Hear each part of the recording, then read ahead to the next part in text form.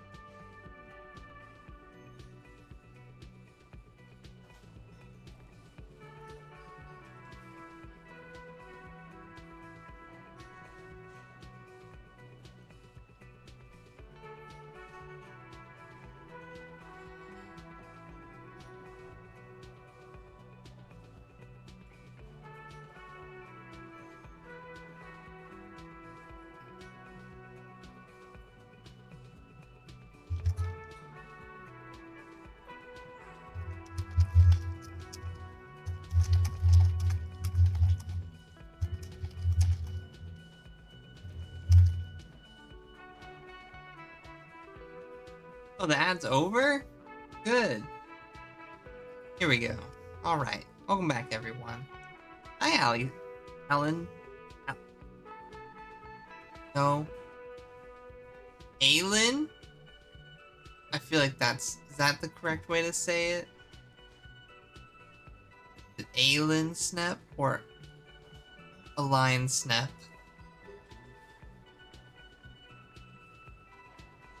Alan Snep?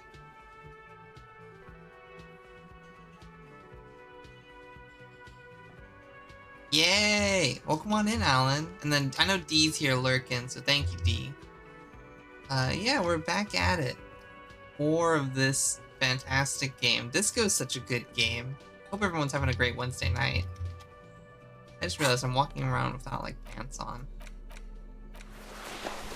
My clothing back on. We can take off that away.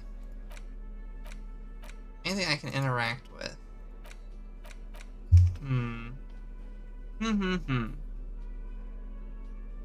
Really, I want to go to sleep because there's stuff I can do tomorrow, but I feel like it's gonna be a while before I can actually sleep. It's like 30 minutes of in-game time, which I don't know if that's like 30 minutes of real time. I want to say there's stuff that I haven't looked at. I'm gonna be looking.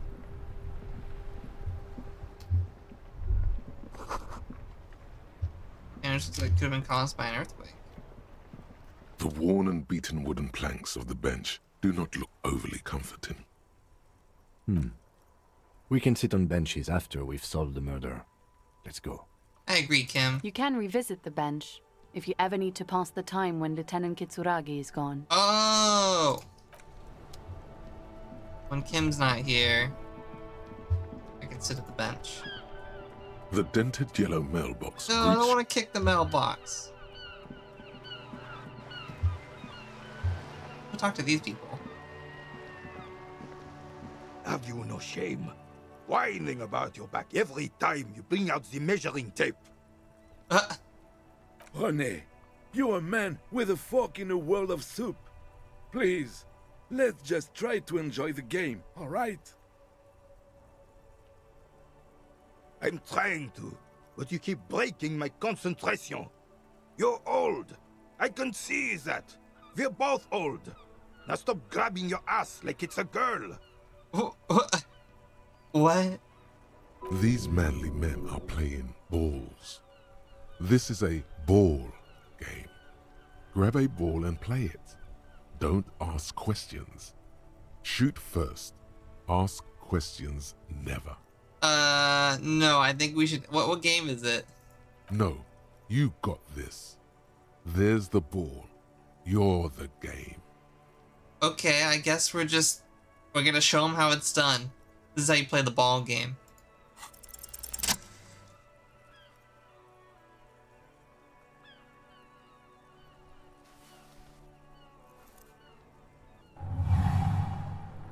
You are immediately surprised by the ball's lack of weight. No matter, you'll make it work. Taking this A around. chilly breeze ruffles your hair as you stand there, feet firmly planted.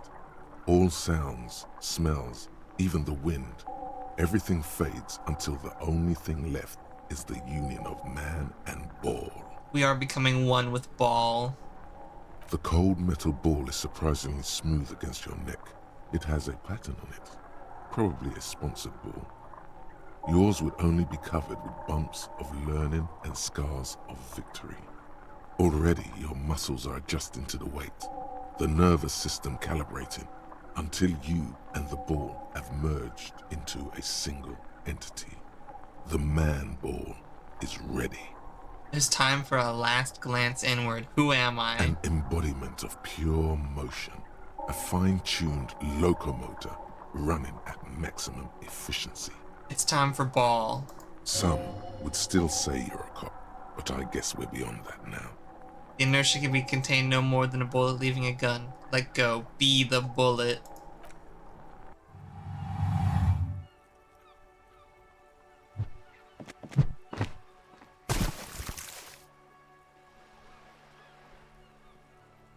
Merde! Bordel de merde! A whorehouse of shit? It wasn't whorehouse of shit. The shot was at least 23 meters, probably 24, and then some. Nothing to be embarrassed about. What the hell is your problem? Not a weak right tricep, that's for sure. I don't care if you are a cop. You do not just ruin someone's game. It's so goddamn disrespectful. I'm sensing anger and I don't understand why. You vandalized our game, son. We can't play pétanque with 5 bull. Oh, I thought it was shot put. Well, it damn well isn't. It's pétanque. You ruined a pétanque game. We want our bull back. Take it easy, René.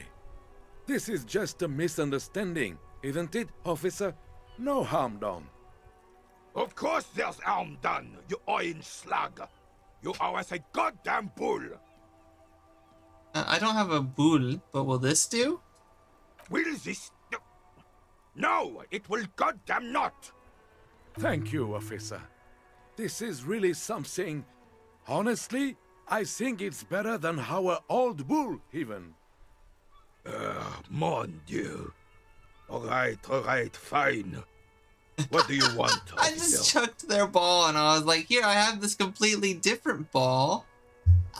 I thought I was throwing my ball. No.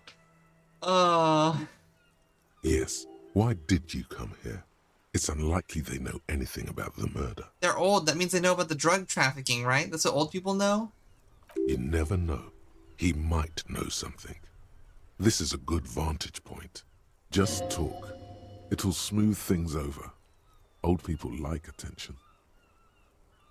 Do you know anything about the man hanged in the backyard of Whirlington Rats? Unfortunately, I don't. Unlike most of the locals, I have no qualms about assisting law enforcement. But this affair has passed me by completely. And most of the In locals? Martinez, the union is the law. So can you really blame them? You don't have a problem with cops? Cop is a pejorative term. I don't have a problem with policemen. On the contrary, I admire the effort to bring order to our streets. He doesn't know about the crime. Your time is better spent discussing politics. No, we're not bringing that. Should I? What about police woman?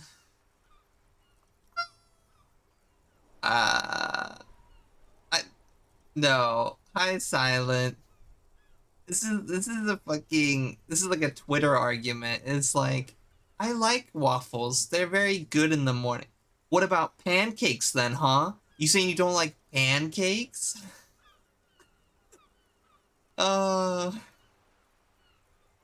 Turn-based argument. Twitter. If I knew, I would not be afraid to tell you. I simply don't. I'm an old man, not a coward. The daily business of the riffraff no longer concerns me. Concerns me. 'Tis true, sire. He knows nothing. You seem to be playing in a crater. Thank you for the cheeseburger, Silent. Yes. The terrain here provides an interesting variety to a familiar game. Is there an earthquake here? No. It was left by heavy artillery fire. Okay, it's a crater left by artillery fire, but why? Why what? Why was heavy artillery used? Because that's what happens when communists hijack your country, execute your supreme leadership, and turn your capital into a slaughterhouse. You use heavy ordnance to clean up your home. Did you use artillery fire against them? Sadly, no. It was the foreigners who brought them to their knees. We fought valiantly. Too valiantly. So valiantly we got licked. Should have fought dirty, like they did with their suicide sex cult propaganda and mad anarchist women strapped to shrapnel bombs. Shrapnel bombs. We didn't though, and we lacked caliber. God bless him, but the suzerain's cannons simply weren't big enough. It was probably a bit more complicated than that. They should have chosen a place away from people and This buildings. place is the damn beachhead, son. They had to soften the commies up first. The beachhead? Yes, the military coordinated amphibious landing to take back Revachol.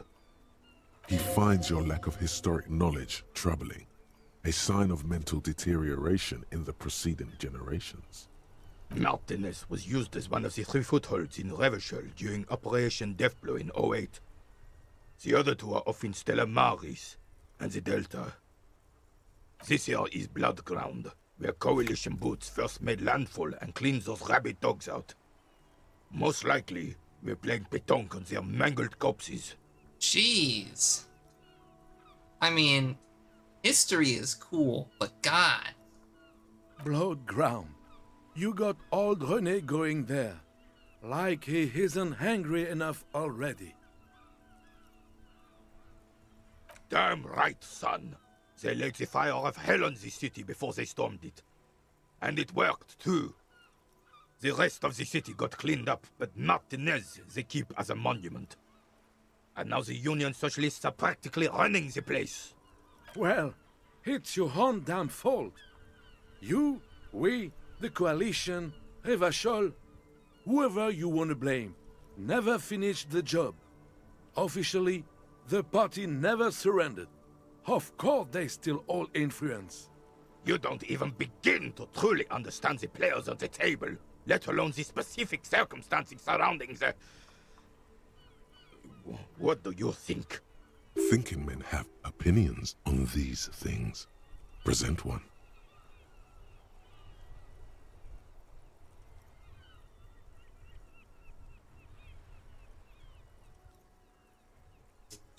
I don't think. I just do.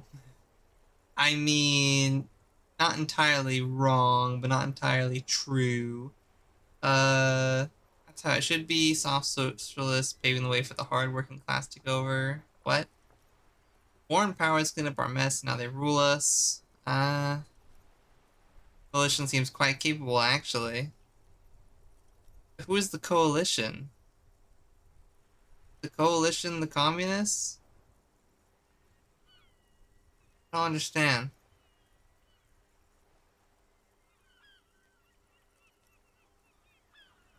Commies just don't understand how money works.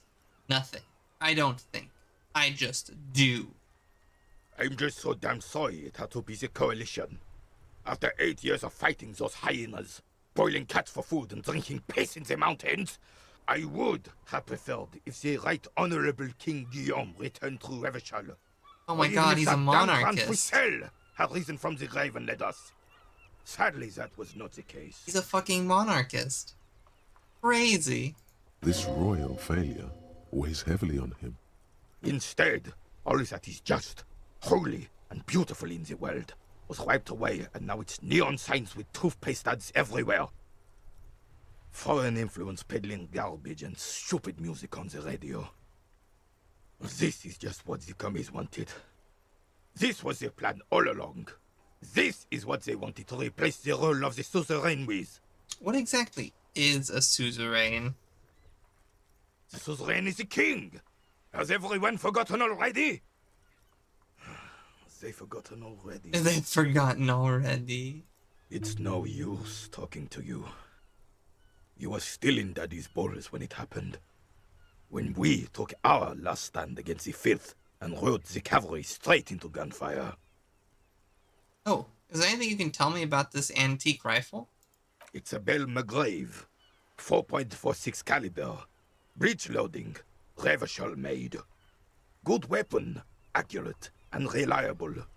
His moves are quick and precise as he first checks the weapon, then aims it at the sea. This man knows firearms intimately. This one's inoperable. The bolt spring is missing and the mechanism is jammed shut. Still a beauty. Where did you find her? I'm not surprised. There are probably lots of forgotten wartime weapons lying around here. Back in the day, everyone had something stashed away. As for the rifle, I don't know what else to tell you. These BM-446s are an antique. No one uses them anymore. The ammunition is impossible to find.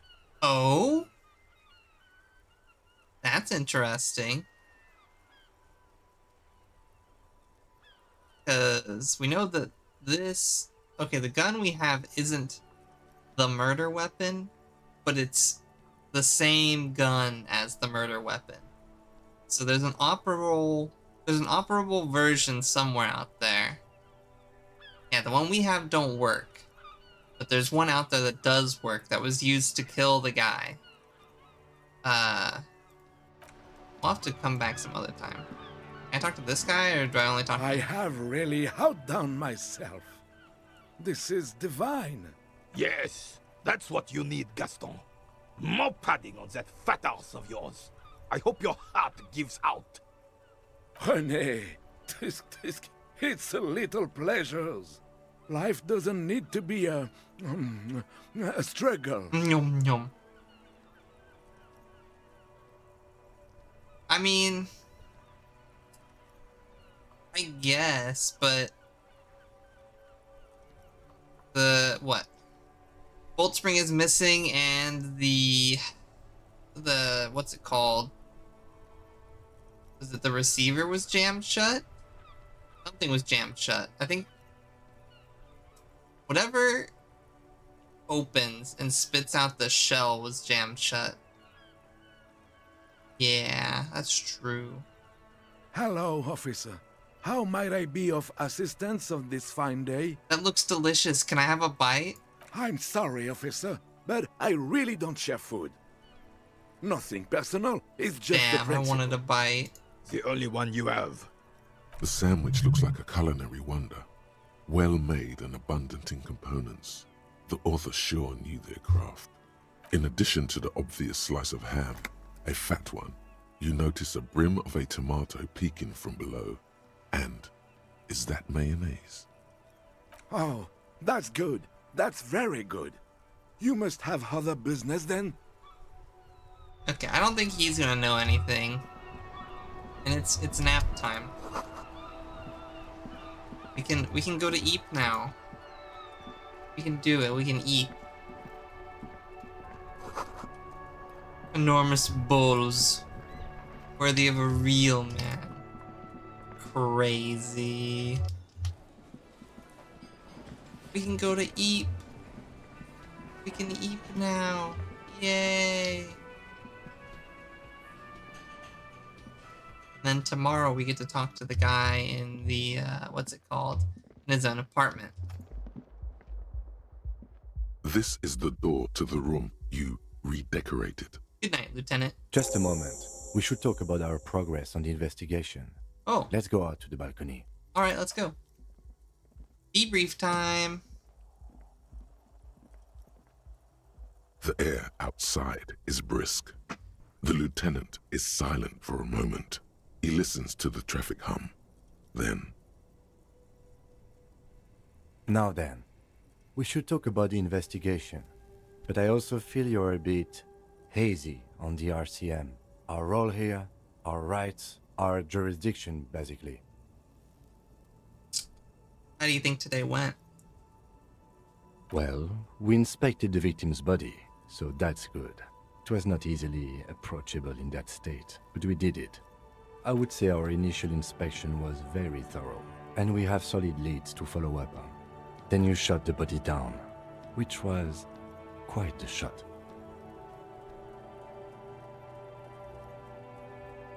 I admit I wasn't sure whether I should give you the gun, but I'm glad I did. Your shot enabled us to perform a field autopsy on the victim. We found some things we can really work with. Moreover, you found that the hanged man wasn't just hanged, he was also shot. That was some excellent detective work. And you managed to locate and pull out the bullet, so we can get ballistics, make off the gun. All this is invaluable. It's the least I could do given all my past mistakes. The rest is up to the boys in processing.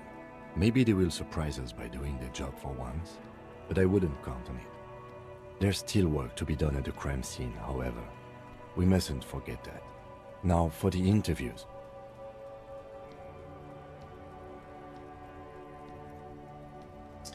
Initial interviews, yes, well, we talked to some people. Not always the right people, I'm afraid. We weren't able to find the union leader, Everard Clare, much less interview him. So that's on the to-do list for tomorrow. Yeah. I rolled 2 5s on that. On what? On the, finding the bullet, or the shooting him down, or the... Oh, nice. Yeah, that was a pretty fantastic roll. We tried to interview the Wild Pines rep, but she asked us to do something for her first. Fine, so be it. I have a feeling Joyce knows how dangerous the situation really is. We have to get her to talk to us. If Kim is emphasizing something this much, it really must be important. Yeah, we really gotta find the Lori drug situation, and I hope that we can crack into that. Above all, though, today was exhausting. What's with all the running? You run a lot. Is that a standard Precinct 41 practice? I don't know why I do the things I do, Lieutenant Kitsuragi. No, I don't like to waste time, you know? My man moves fast and the rest has to try to keep up. It's impressive, especially for a man your age. And in those hills. Nice shoes, by the way. I like the green. Goes with the orange. So what are our powers exactly, the RCM? They're quite limited, actually. The power officers of the Revachol Citizens Militia exercise most frequently is imposing fines of up to 1,000 real for offenses, in accordance with an interdepartmental schedule. Wouldn't that be an easy power to abuse? Yes, although indirectly, as citizens can always request records from their local station. Officers of the RCM have been known to take bribes of less than the prescribed fine amount. It undermines trust in the RCM. Okay, what else? We can arrest people, of course, but rather than bringing someone in directly, it's preferable to serve a station call slip. It prevents confusion and overcrowding. How can we be sure the arrestee will show up? You can't. Those who don't show up become fugitives, though, and have fewer legal rights when they are eventually caught. It's about power projection. Thus far, they seem to mostly show up. And if someone resists? I am wearing heels. We are permitted to use Why we whatever keep force failing we to deem jump? necessary, even lethal.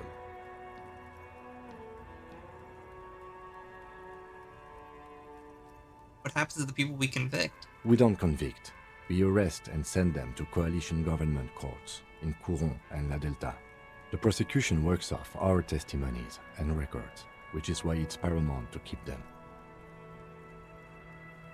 Well, and who makes all these The rules? coalition government, and the moral intern more broadly. The RCM was formed by the coalition government to restore order in the international zone after the revolution. So we did. Now we attempt to maintain that order. No more, no less. Or perhaps it is better to say we were allowed to form. It's a point of contention whether the citizens of Revachol or the coalition government founded the RCM. Silence. A great comment to such a conundrum. The Moral Intern? What is it? The Moralist International are the world's largest political organization. You know who they are. They have been running this place after the revolution failed. If I didn't know, how would you describe them? They're a union of center-left and center-right parties across the Real Belt. Our coalition government is just one of its many projects. They also run the ICP, EPIS, most intergovernmental organizations in the world. What do you think of them, Kim? The moral intern are a fact. I try not to have opinions on facts until they change. And it doesn't look like that's about to happen. It is more than that. There's some kind of affection in him. The lieutenant breathes out a chestnut-scented cloud of cigarette smoke and looks at the city he's sworn to guard. What is their symbol? Interesting question. It's a blue forget-me-not.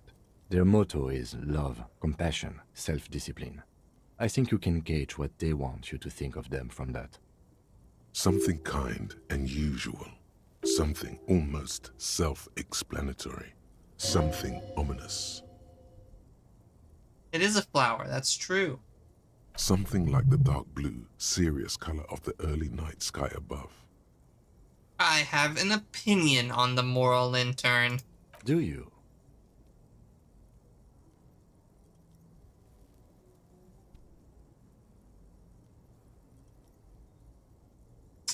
Done an awful job here. You seen the place? Things are bad. We are in what is called the twilight of international law. The laws we claim to enforce come from the MI. Without them, we are simply vigilantes. Actually... Vigilantes is okay with me. Then you will adore Martinez. For many of these people, the Union especially, vigilantes is precisely what we are. Personally, I don't enjoy it much. Just look into the night. The dying lights of the city shimmer below. Slowly, like luminous clouds, they pass on his lenses. The lieutenant looks at his slim cigarette, contemplating the next drag. This game is so good. I love the writing. This soldier is the highlight of the day for me, he thinks. This little stick right here. They really don't like us here. And the mouth on that kid, Kuno. It's different in land, in Jamrock and the GRIH. It's our fault for leaving this place to the dogs, to the Union, to the company, not daring to come here more often. This place has fallen between the cracks, the jurisdictions of our two precincts. We run this city. West of the river is RCM land. It's incredibly hard. Human beings are... But we are in control, and it's worth it. The organization works, our systems work. If they didn't, the city would disintegrate. I hope our investigation will help improve the situation here. At least do some good. Me too. But I wouldn't count on any drastic changes in our lifetimes. He is very tired, but the dark circles under his eyes make him look younger, not older. I didn't know you smoked, Kim. I have a cigarette every night when I go over my notes. It's something of a ritual. He's an old-fashioned detective. Oh man, he looks so devastatingly cool with that cigarette. How'd you get so cool, Kim? You mean this? This isn't cool. It's an unnecessary trial of will, and unhealthy. Keeping the habit within the parameters he's given himself takes a lot of focus. It would be easier to simply quit. True. Yet, were he to quit, he would lose the cool factor. This man relishes his cool quite a bit below it all. Yay. Right then, the debrief. Yes. It's been a long and eventful day. Thank you for this. Yeah, it's getting very cold now. Let's go.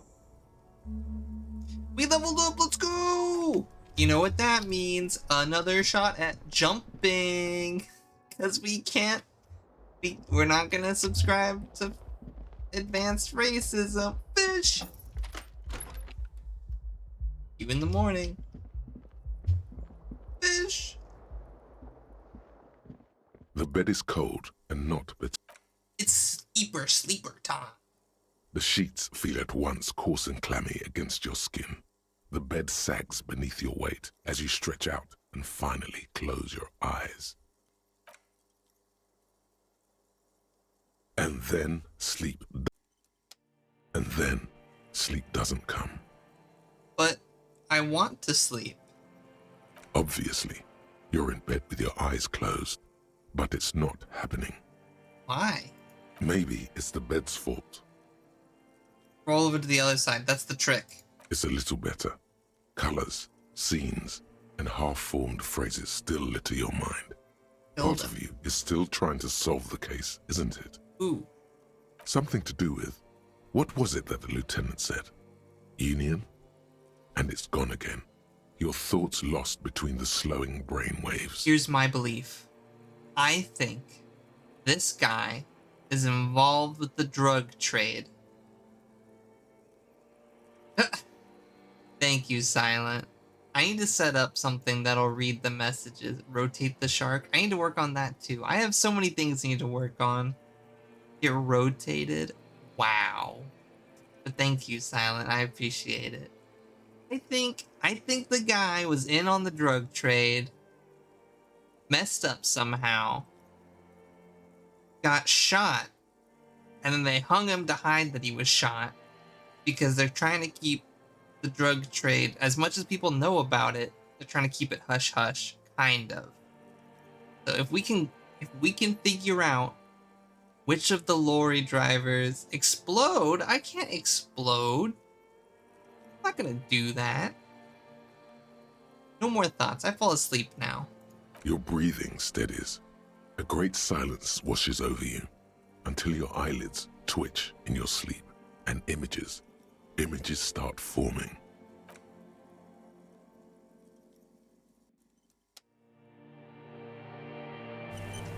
Wait, what the heck is this? The dreamscape.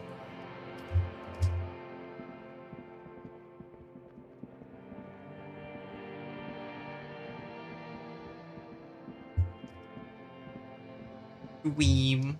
Oh, that's unpleasant. Do you remember the scent of your childhood? What is this? What it says on the can, Harry. Answer the question. My name's Harry? Do you remember your wife's hand on your face? I left. Oh no, Funky baby, you stayed. It was the rest of it that left.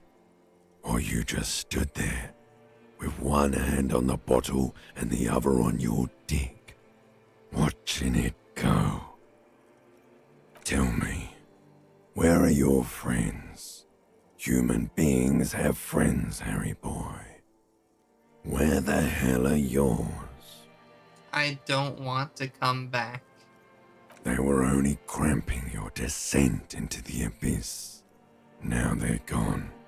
3 times gone. Tier and 14. never coming back. I agree. All of it. I agree, Alan. You failed. You failed me. You failed Elysium. I can come back from this. You're not coming back from shit. Thrashing around in that high conductivity state of yours. Bumping into things and acting like a clown. Who are you kidding? I'm trying to solve this case. You're trying to what? I can't hear you. This is just a word dream now. Jumbled up garbage. The pictures are gone. The bed rises to meet you. A thin, sleep-like state. More glass than velvet, grinding in your head. So something is wrong. Sleep shouldn't be this bad, this dry, this unnourishing. What? There's something wrong with your thoughts. No. Some kind of new Withdrawal. type of hangover. Oh yes, party boy, and it's worse than my the one God. before. Just Aelin. think of the shit you saw. Thank you, Here it Aelin. comes, I Joe. appreciate it. So I've been soon pied. Hi, already. Sandy. A silent alarm goes off Oh in your my head goodness. like clockwork. Barely let I you sleep at all. appreciate it. Time to get those clothes on, Harry. God, this is a nightmare. This is a nightmare. Time to go to work in the shit factory. Oh my god. Is there gonna be a withdrawal mechanic?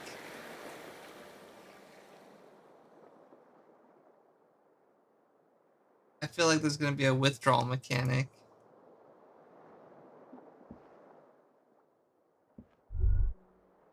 Good going, buddy. I just had the most beautiful dream. Uplifting. Rejuvenating. Really? Because you feel even worse this morning than you did last night. What the hell is going on with me? You mean, why are you so tired? Too tired and down to even think? Well, It is worrying, Aelin. isn't it? Oh my goodness. You can't be a detective Alan. like this. Detectives need to be able to I'm think. so tired. Thank you, Alan. I appreciate it. Enjoy the ad-free viewing. I don't have any fancy emotes for subscribers only. Just my silly ones I have right now. But I appreciate it.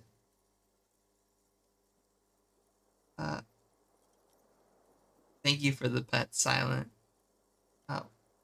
Why is this happening? It's just that your heart has finally pumped all the speed out of your Get system, Buster. rotated. Time to get some more. I really need to get that. I need to make that redeem happen. I've got so many things on the list. There's so much I need to work on. It'll happen. It'll happen. Oh, I was on speed? What the fuck? Thank you for the pets. I feel like I need them. I was on speed and alcohol. You're too weak to say no now. Waking up is the worst part. Maybe somewhere down the line you could decline. No. I could take this. I'm not going to look for speed. Are you sure? Ready to live as this pathetic shell of yourself for days? Basically, a week? Let's be honest, 2 weeks. Maybe 3. You won't make it.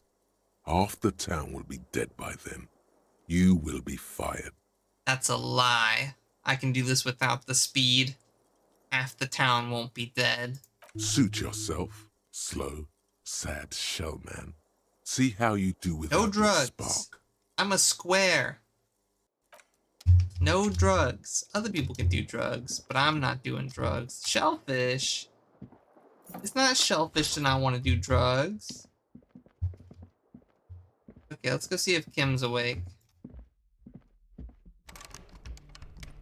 Oh, I guess he's just out of here. Oh, thank you for my hat, Alan. What's going on down here? Oh, there's Kim.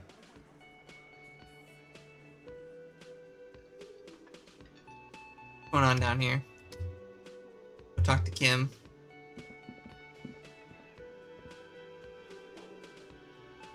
Morning. Morning. I've got some good news. I took care of the body. The thought of him decomposing in my MC wouldn't let me sleep. Good. Thanks. I'm just glad he's gone. We have other matters to attend to. The lieutenant is downplaying his contribution. He got up before sunrise to get this done, and now he's quite pleased with himself for taking care of the gruesome business so efficiently. Kim's a good man. The Union muscle finally turned up, and they look rowdy. We need to talk to them. Are these the men Gart told us about yesterday? I completely forgot. Sorry, I had a rough night's sleep. It's them by the looks of it. Loud and nasty, just like the manager said. One loose thread less to worry about, and one big problem to replace it. We love him. We do love him. If any sleep, I think he got some sleep. He probably only got like half the sleep he should have, though. What do you mean, rowdy? I mean ungovernable. Martinez isn't exactly enthusiastic about the RCM being here. They prefer to be policed by Ugh. the Union. Policed men by the here, Union. Yeah, not policed at all, more like it. men who drink beer for breakfast. There's talk of an armed wing of the Union called the Hardy Boys, who are responsible for state policing. I think it's them. Let's roll. One more thing before we do. We don't have to talk to them immediately. We can walk right past them, continue with our business. Yeah, streetwise. Zoom right past. Do it on your own terms. But aren't you curious to know what they have to say I about the am murder? curious. They're in no hurry to leave. They think they own the place. Anyway, I leave that choice to you. Whatever you decide is fine by me. I'm so curious. Just a moment. She's agitated, judging from the way she keeps pulling at the frayed edge of her blanket. Wait, did someone mess with her? And there's no public phones nearby? Oh no. The closest phone booth is down the coast. Sorry for the inconvenience, ma'am. Oh no. It's fine, I understand. Thank you anyway. We have a radio, I'm glad Kim. to see you again, dear. Kim, let her borrow the radio. The lady is distressed. Perhaps something more upbeat might cheer her up. Please don't trouble yourself about me, sweetie. I was just hoping to make a call, but the Whirling's phone line isn't working. The Union office probably has a phone, but I can't really get there. Or to the phone booth down the coast. And Gary's phone is dead too. Wait, what's wrong with the phone line? The manager was vague about it. Why would he be vague about phone problems? This is something to look into later. Oh, I bet you the Ask copper God, got maybe. stolen. To let the young woman who's house sitting for us know that we may be delayed. Morel, my husband, and our friend Gary were supposed to get back by Monday night, but they're still missing, and I haven't heard from them. I was also hoping she'd heard from Morel. A little missing persons puzzle might just be the thing to take your mind off the hangover. Has your husband gone missing before? That's just it. This isn't like him at all. He always plans his expeditions so carefully. But you have more important things to worry about.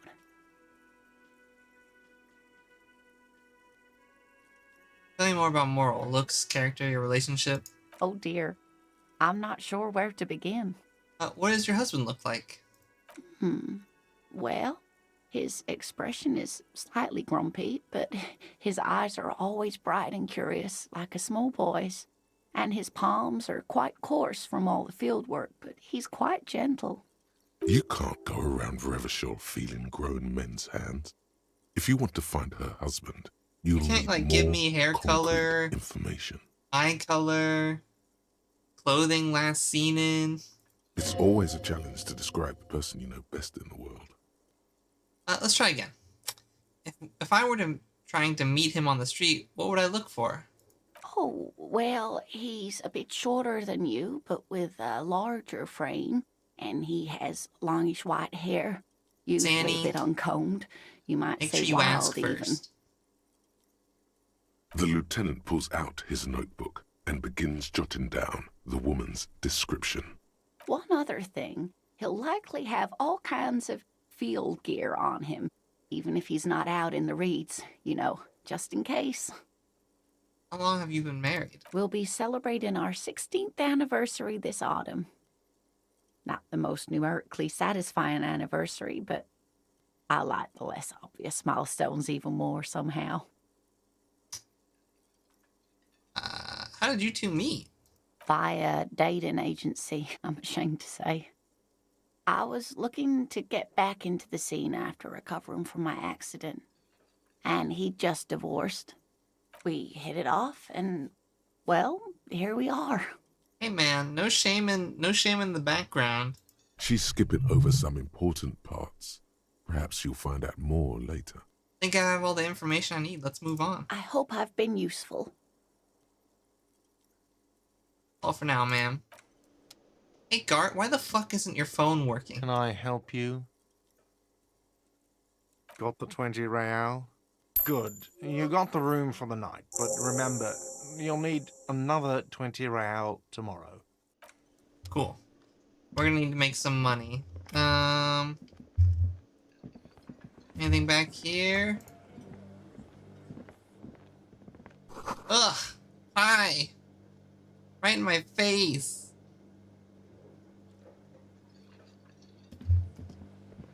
Let's see.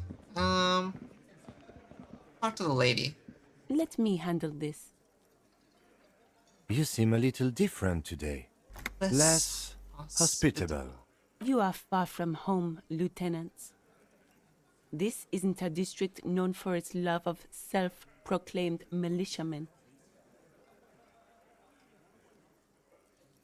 You're right, Lieutenant. She did seem friendlier sitting on the corner. Not a muscle moves in her face, but her eyes trace yours, stern and perceptive. You are looking for Titus Hardy, who you think has information on a murder the RCM is investigating. You want to interview him. That's Titus. Talk to him. But know this. I'll be keeping an eye on you. No strong arming. Nothing official. The District of Martinez does not recognize your authority to make arrests. It doesn't matter if you recognize our authority. We will make an arrest if we have to. She says nothing. Her glare speaks for her. Why are you so aggressive? Aggressive? You make your living enforcing violence. These people are just dock workers. One of them's a murderer. Just dock workers?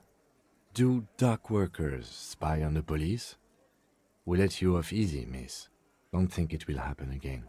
Listen, you moral intern lackeys. You're a mob, enforcing the unlawful privatization of Revachol. 20 fat men in the Occident are stealing it all, and you're their bodyguards. Fuck yeah. Oh god, this guy's totally involved. So ask what you came to ask, or get back to your commanders.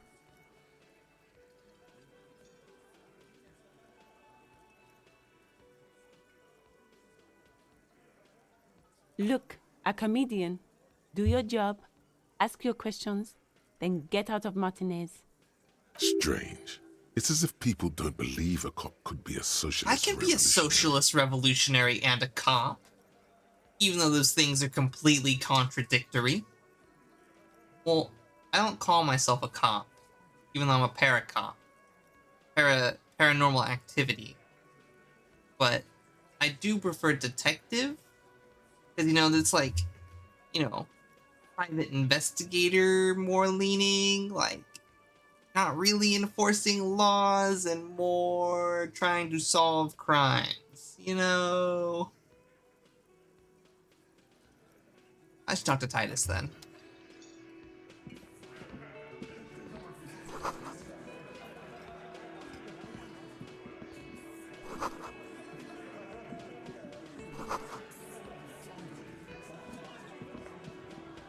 This is where you say your bit. This is where you say your bit. Detective.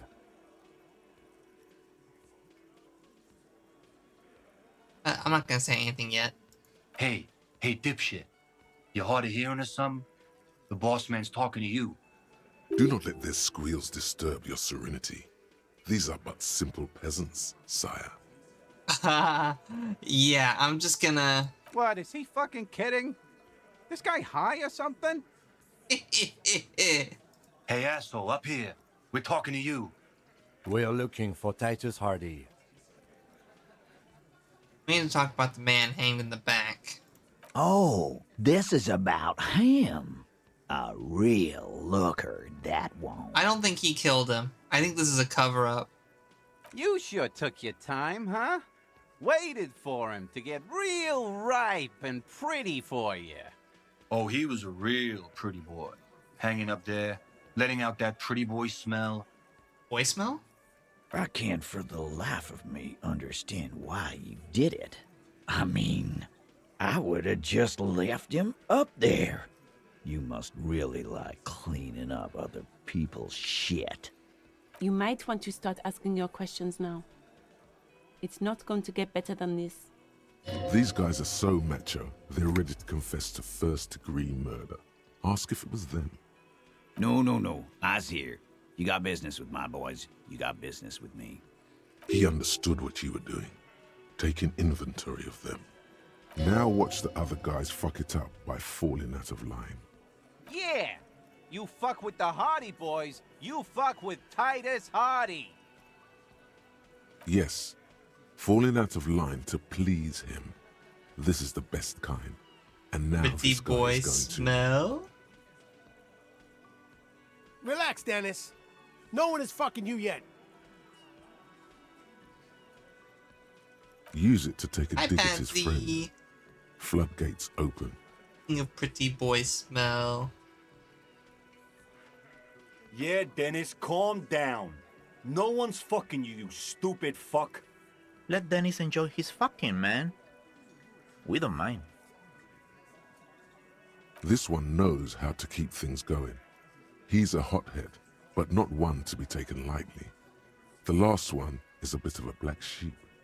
Yeah, you're not even being fucked, Dennis. Easy, fellas.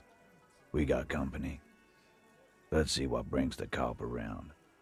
Too late. You already got a pretty good picture of these guys. You can use this. Fucking say something already! Man hanged in the backyard. Did you do it? The pretty boy. You guys really love talking about that pretty boy. Funny. But my partner and I have a serious matter to discuss with you. Why is there a container belt around the dead man's neck? Container belt?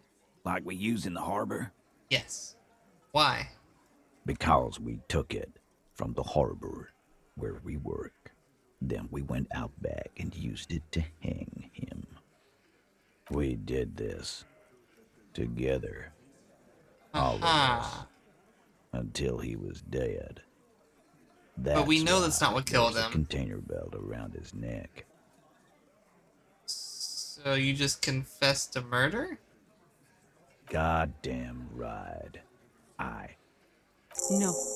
These 7 honest men have equally come forth. They told you what happened so that you don't waste any more of your time. All 7 together. They're diluting responsibility. It's an anti-arrest tactic. How did you kill him? We hanged him up by his neck until he got real still. Wasn't that obvious, Copper? Didn't they teach you anything? Oh, at these the cop guys. school, These idiot? guys. Okay. I think they did hang him because they're working for the union. But I don't think they know about what actually killed him. I think they knew he was dead. The autopsy showed there were no ligature marks. His hands were not tied. Can you explain that? Look, I'm not gonna play 20 questions with you, Capo. I'll say it again. We killed him. Yeah, I knocked him out. Came up behind him and clubbed him in the back of the head. There He went wasn't down like there a wasn't sack of any sand. bruises on the back of his head. That's right, lawman. There would have been bruising. Hang the fuck. Make them a bit more uncomfortable first. Then see if it all adds up.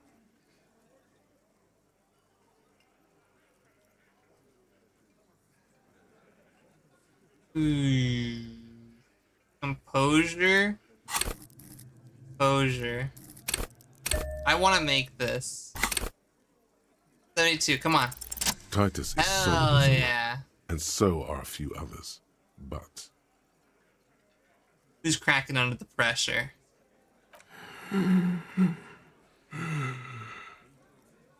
Oh, he knows. Having trouble breathing over there? No. Of course he's having trouble breathing. Just look at how fucking fat he is. Fuck off, Shanky. Angus is a powerful guy. All muscle. keep your eye on this powerful guy. Sooner or later, he's going to break like a piece of twig. What'd you use to knock the victim out? My fucking elbow, Copper. Samaran boxing style. Samurai boxing. or Sambo, is an eloquently violent set of one-on-one fighting moves originating from the Samuran Isola. Oh, Sambo style implies stealth, cleverness, and cool. He may be lying, but he's good at it. No twitching, no rushing, no uncalled for details. Where did all this action take place? Right fucking here. The fucker started coming to our bar, asking for it. There's something you're not telling me. One more thing. And fuck you too, Copper. Picking on Angus like this. We're done with this schoolyard shit. And just so you know, he doesn't have trouble breathing. His all-muscle comment wasn't sarcastic. He's genuinely trying to look out for Angus. This one is a stone wall. You won't get more out of them about the night of the murder. Not right. yet. I have other questions about the lynching. Like what, Copper? How does the bullet in his head factor into this? Huh? There was a bullet in the dead man's brain. Why was it there if you hanged him? How the fuck do I know? Anyone could have shot him. Target practice, maybe. Oh, he didn't know. He didn't know about the bullet. Uh-oh. Interesting, sire. It's as if he's lying to protect someone. Oh, wait, does He's he know? not very good at it. This line of questioning is over. You got the cause of death already?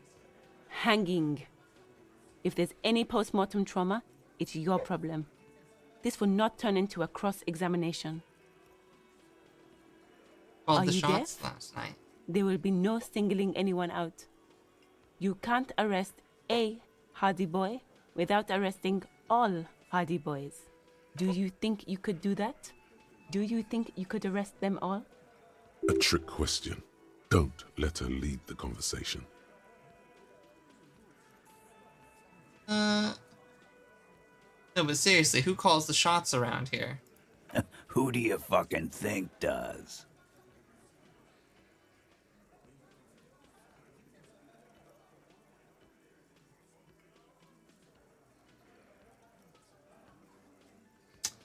The biggest animal dominates the herd. I'm guessing it's the big one. The sweaty man turns red and looks first down, then around him, apologetically. It's not the fat ass. Titus runs the Hardy Boys, genius. That's why we're called the Hardy Boys. Why we're called Ain't that the right, Hardy fellas? I think you got your answer, Mr. Law. Yes, there are some administrative differences. But on that night, they all acted as one man. When did this hanging incident occur? You don't have to keep answering his questions. I know, Lizzie. Relax. We killed him last Sunday night. Seemed like a good way to end the week. How long had you known the victim? Known him? We don't associate with scum like that, asshole. Yeah. Who do you think we are? Quiet. He came around about 3 weeks ago when that Pines cow first sailed into town. Oh? By the Pines cow, you mean Joyce Messier, the representative for White Pines? The same company you are striking against? No. I mean the Pines cow. The stupid-ass cow they sent in to fuck us over. But you know what? Why don't you ask her about the pretty boy? I'm sure she has interesting things to say when you ask her. Wait, was he the bodyguard of the first negotiator? That's enough insinuation for today, Titus. Officer, your interview is drawing to an end. Don't waste your last questions. Why did you kill him? Why? 'Cause he was worthless mercenary scum. And he stepped out alive in my town. So he was a mercenary, that's it? And he stepped out of line. What kind of mercenary? The kind that shows up when you start a strike. The experienced kind, too. Had Kohoy and Semenine written all over him. Ex-Oranese Special Forces. A live grenade. Right here in our bar. This one has a special gripe with him coming here. I can't prove it, but I know he was sent by the Wild Pines. They hire merc shit like that. Story of every strike from here to Samara. Hold on. How do you even know he was in Special Forces? Cause one night, he walked straight up to the mic and said, I'm Oranese goddamn Special Forces, and I'm gonna fuck you all! Really? Yeah, really. Had a gin and tonic up there, sang some Oranese paratrooper song, and said he's gonna fuck everyone. We couldn't believe it either, but he fucking did, right there. Like some kind of animal. Sire, the tale is true. The tale is true. This is a serious violation of the karaoke code. Okay, besides crimes against karaoke, what did he actually do wrong? Wrong? He harassed women, raped one, harassed workers, threatened to kill some as a warning. From rape to harassment to threats of violence. Why the strange de-escalation? He regrets mentioning it. To kill us all, if we don't open the gates, if we don't let the scabs in, if we don't bend over. And that was before he started coming here. Yeah, he said it was his favorite joint now. Started coming here every night. Drinking, grabbing girls. Grabbed one of ours mid-karaoke, right there on the stage. He grabbed someone? Yeah. This girl's on the mic. A beautiful girl, young. Gets into the second verse of Lover Lake. The fucker grabs her legs, starts screaming. Show me your cunt! Why don't you show me your cunt? Then, he gets knocked on the head with a wine bottle. Doesn't even fall down. Was this the same girl who was sexually assaulted? Raped, you said? Aren't you fucking listening? My man is talking to you. He took care of it. They got the girl out before anything else could happen. Yeah, me and Eugene got her out. Aren't you fucking listening? There's something odd here. Seems like they don't want to talk about that rape Titus mentioned. Why not? This is a serious allegation. Right, but make them talk about it. Who did he rape then? This is a very serious allegation. No. You're not getting the name. That's a Martinez matter. And I'm not discussing it with you clowns. There's nothing you can do for now. He's stonewalling you. So what are we going to do now? Nothing. Your investigation here is done. Leave Martinez, go back to your stations where you belong. I think we're going to stick around, thanks. Some things don't add up here, Titus. I've done this job for long enough to know that people don't just confess to first-degree murder. Even if it is a group responsibility, we're going to look into this. Good luck with that. You've heard everything a rent-a-cop is gonna hear from us, real law officials. You're lucky you didn't get a beating. Rent-a-cop? So that's what this is about. He doesn't see you as his equals. Forget about their games. You've mapped out the characters. Reading the footprints in the yard should be easier now.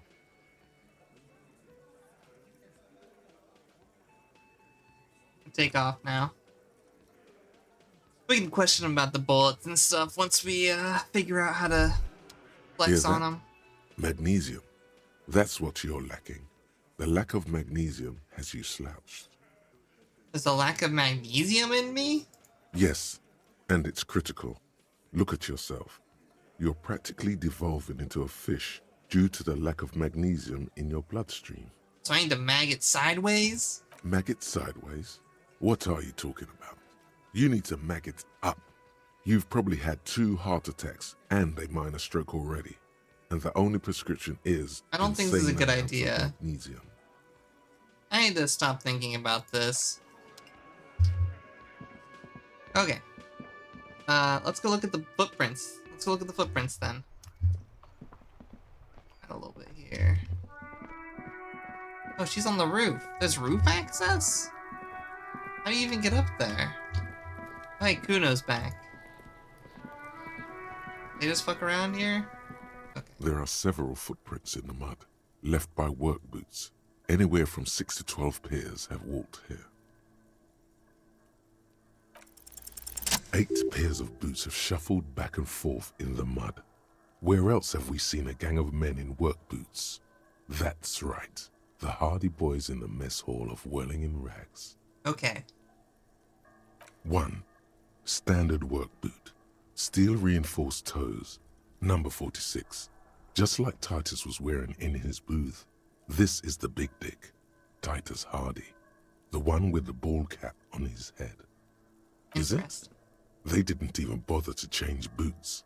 Putting them on the scene is easy. Maybe even too easy. Yeah, this is super fishy. 2. Standard work boot. Steel reinforced toes.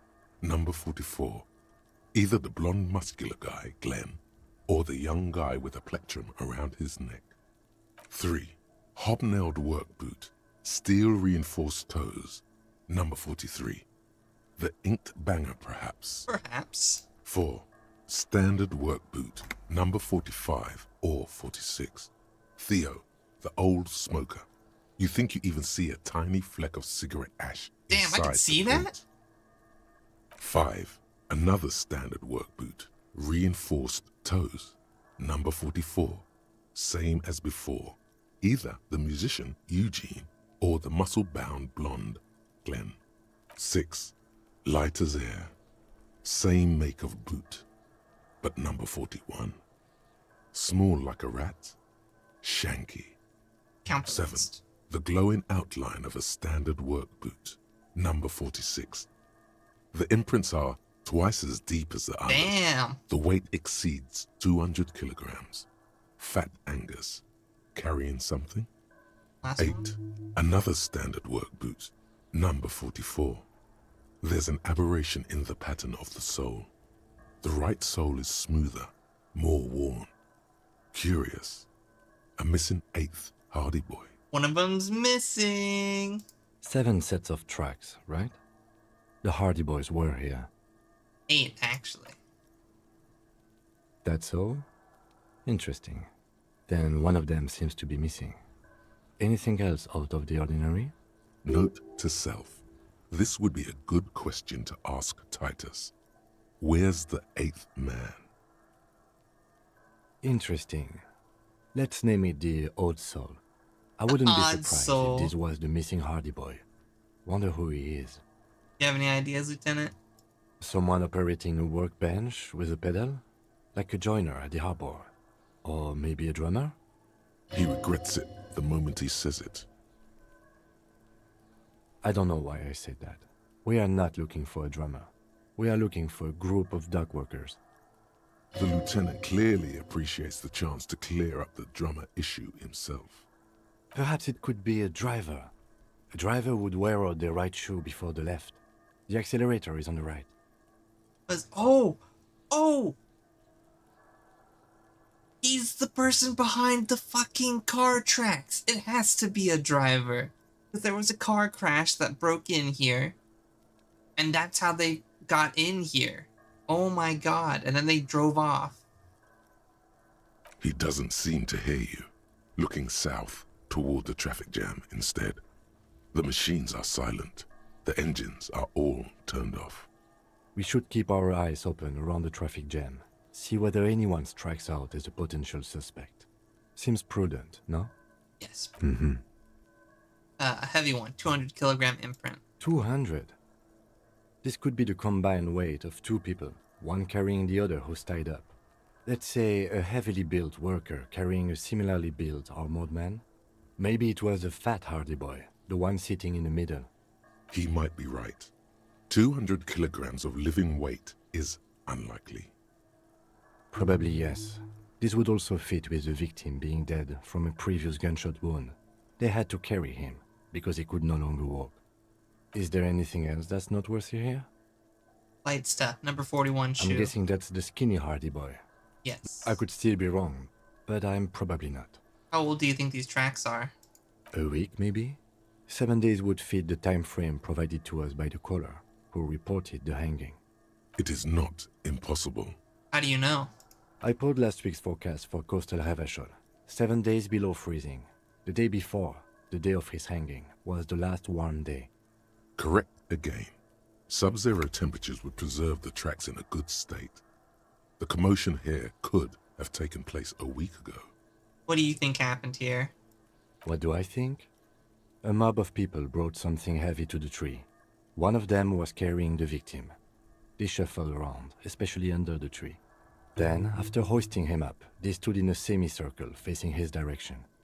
At first glance, this appears to be a lynching. Indeed. They all stood in a row here and looked at the tree. But we know the victim had a bullet in his head. A more precise way to put it is, it was made to look like a lynching. We've been purposely misled? By these tracks? Yes. Been through all of it.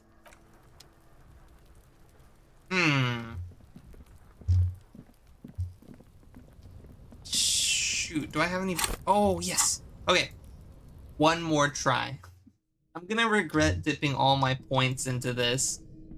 But I gotta.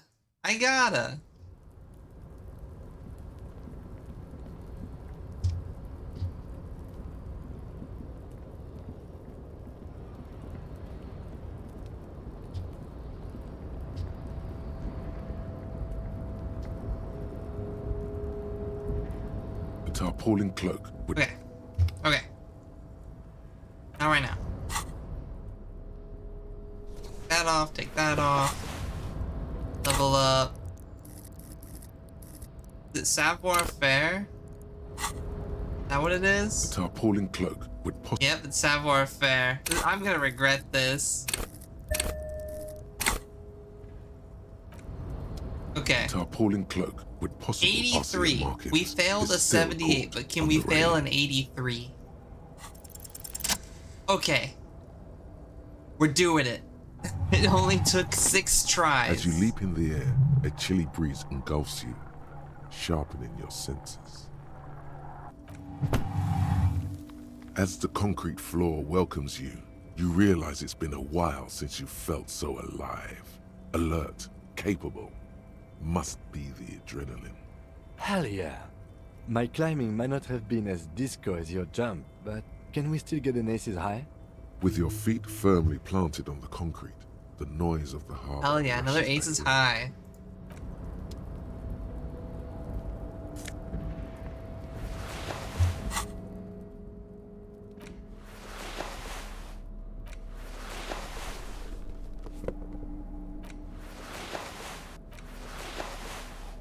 I like the drama. It's funny. Yes? Wait, the glasses are reducing my authority. That's not good. Do we have anything that increases authority? No.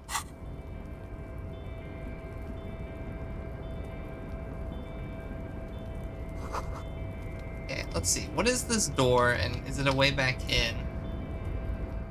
Oh wait, can we open the... My gosh.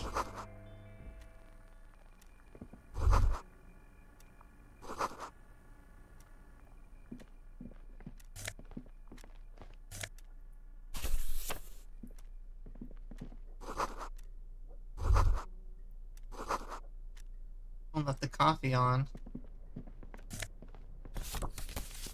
Postcard, Le Jardin. Ooh, neat office shades. Magnesium.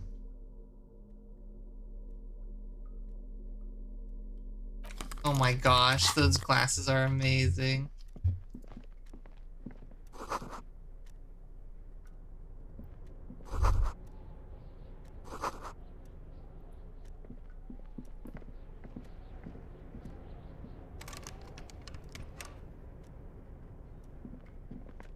I On fog. second glance, someone has forgotten to properly close one of the drawers.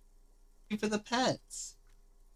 On second glance, someone has forgotten to properly close one of the drawers. It's unfortunate for the Union to just leave their paperwork lying around like this. So unfortunate. Let's see what's inside. What's What's in it? Open it, open it. The drawer opens smoothly. Inside is a well-organized selection of brown folders. Ooh. Hundreds of documents containing logistical data. Two kinds of transactions stand out. Materials coming into Revachol from the outside world, from Muindi, Grad, and even Ilmara. Are they dumb enough to keep records of the drug trafficking? And the same materials being handed over to companies inside Revachol, Kuron, Coal City, La Delta, and Jamrock are listed among the many districts where the imports are being sold. It's hard to make sense of this thicket of company names, dates, quantities, and percentages. You try to focus, but the lines are getting blurry. I don't think I have a way to juice my The volition. drawer slides. Is there anything I'm wearing that's decreasing it?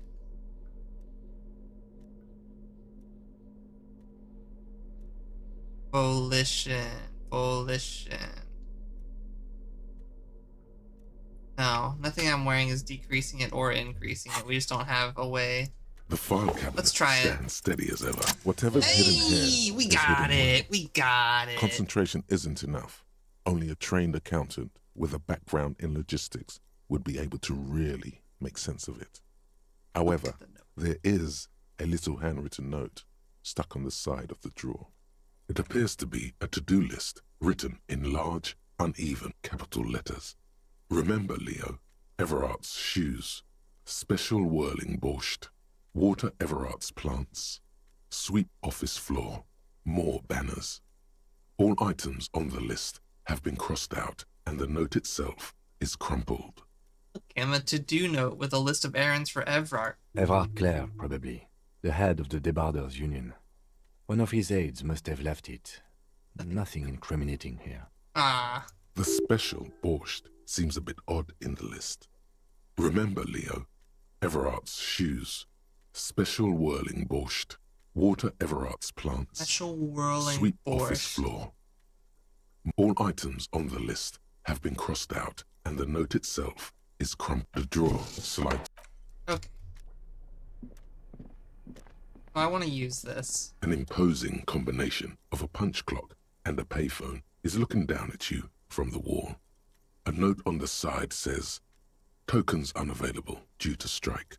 Use Yeah, change. I'm not going to use this. I need my money for now. I need to get more money.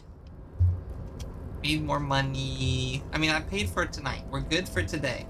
We have our sleeping place for the evening. It's just we're going to need more money. All those empty wine bottles and cigarette butts on the ground. Someone partied really, really hard here. We're not thinking about that. No. This is the night watchman's booth. The name on the door reads, René Arnaud. Listen, it's okay to take a few minutes to yourself. Sit down and have a breather. This is where Renee works. I'm going to look around. If you must. But please hurry. We are pretty easy to spot up here. Nothing incriminating catches your eye. The cabinets are clean and their sparse contents meticulously organized. There's a framed photograph on the table. Looks like the inhabitant is rather pedantic when it comes to order. I'm going to take the picture. It's a black and white photo of a young couple out in a street fair. The man, René, is dressed in a Royal Carabinier uniform. The girl is young and very pretty. She is smiling playfully at the camera. René looks like he's about to smile. This photo must be tied to some good memories. Why did you take that picture of René? You're really interested in that old soldier. Not sure I understand your fascination, but sure, as long as it doesn't take up a whole lot of time. The chair is not as austere as the rest of the booth. A thin grey pillow is attached to the seat, secured to the stiles by black ribbons. Stale air floods through your nostrils. Not a single mote of dust floats inside your lungs, though. The inside of the booth is immaculate. We're not doing drugs. No. No You drugs. stand and exit the booth. No drugs.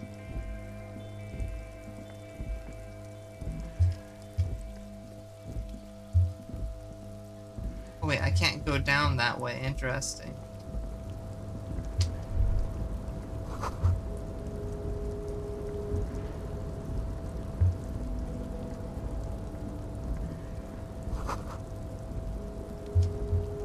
Interesting. Just scooting along here.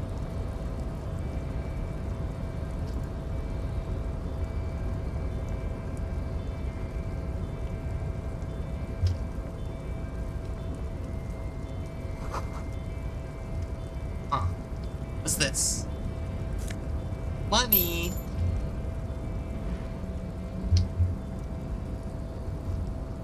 Let's go this way. Up here. Great machines are sleeping. Money! Wait, what's that? Speaker is silent. There's no work to organize in the yard below. Wow, we found a few bucks. Over there. More money! Oh, hell yeah. Thanks for the cheeseburger, Alan. Wait, we have... Where is it? Fry bar time. Fan Ultra Series gloves, excuse me? Half-light +1.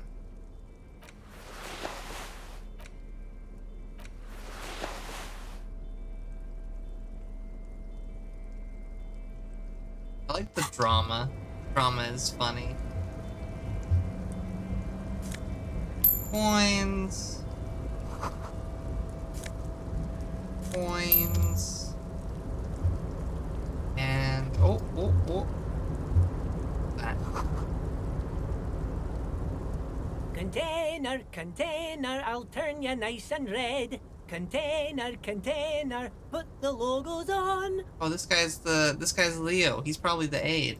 The lyrics to this container song are being made up as he goes along. The accent is so thick, it's impossible not to notice he's Ubi, from the vanishing peninsula of Ubisunt on Mundi. Container, container, used to be Wild Pines. Container, container, now belongs to Everard. Everard, Everard, Everard, he looks after everyone. Huh? Well, hey there. How can I help you, mister? The look in his deep blue eyes is as sincere as you've ever seen. Kind of makes you feel like an arsehole for no apparent reason. I see you are not a union man, mister. Did you get lost? You're not one of them scabs, are you? What is with you people and scabs? I mean, I don't personally mind. Folks is just folks, you know, and folks gotta eat.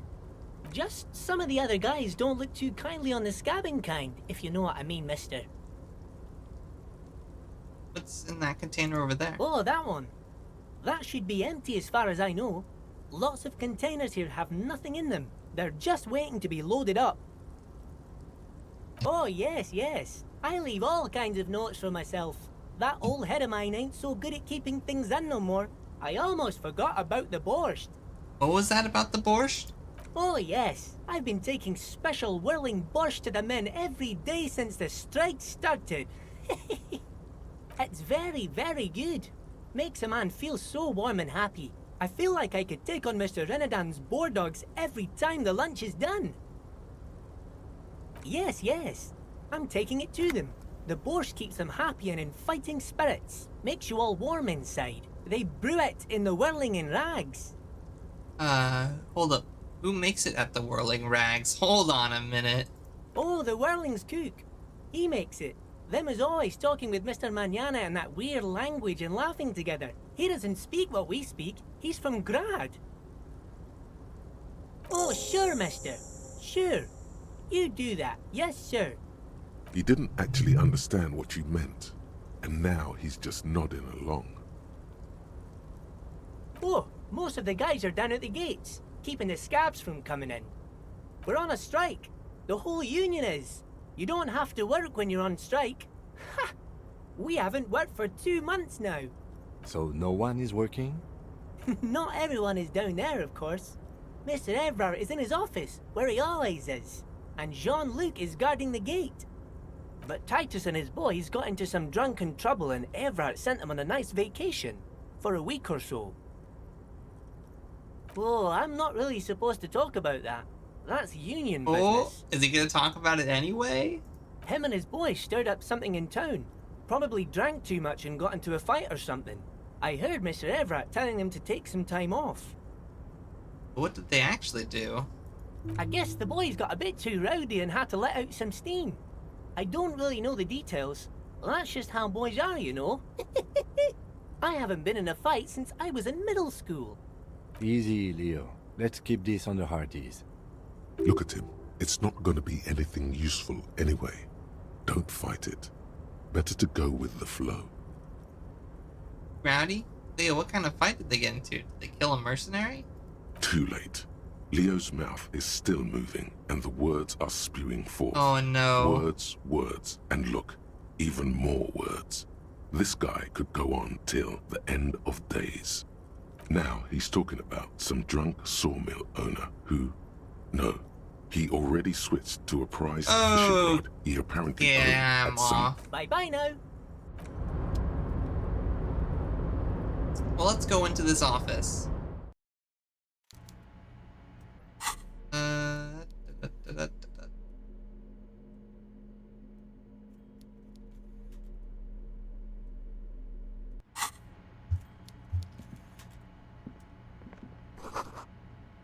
Still lukewarm.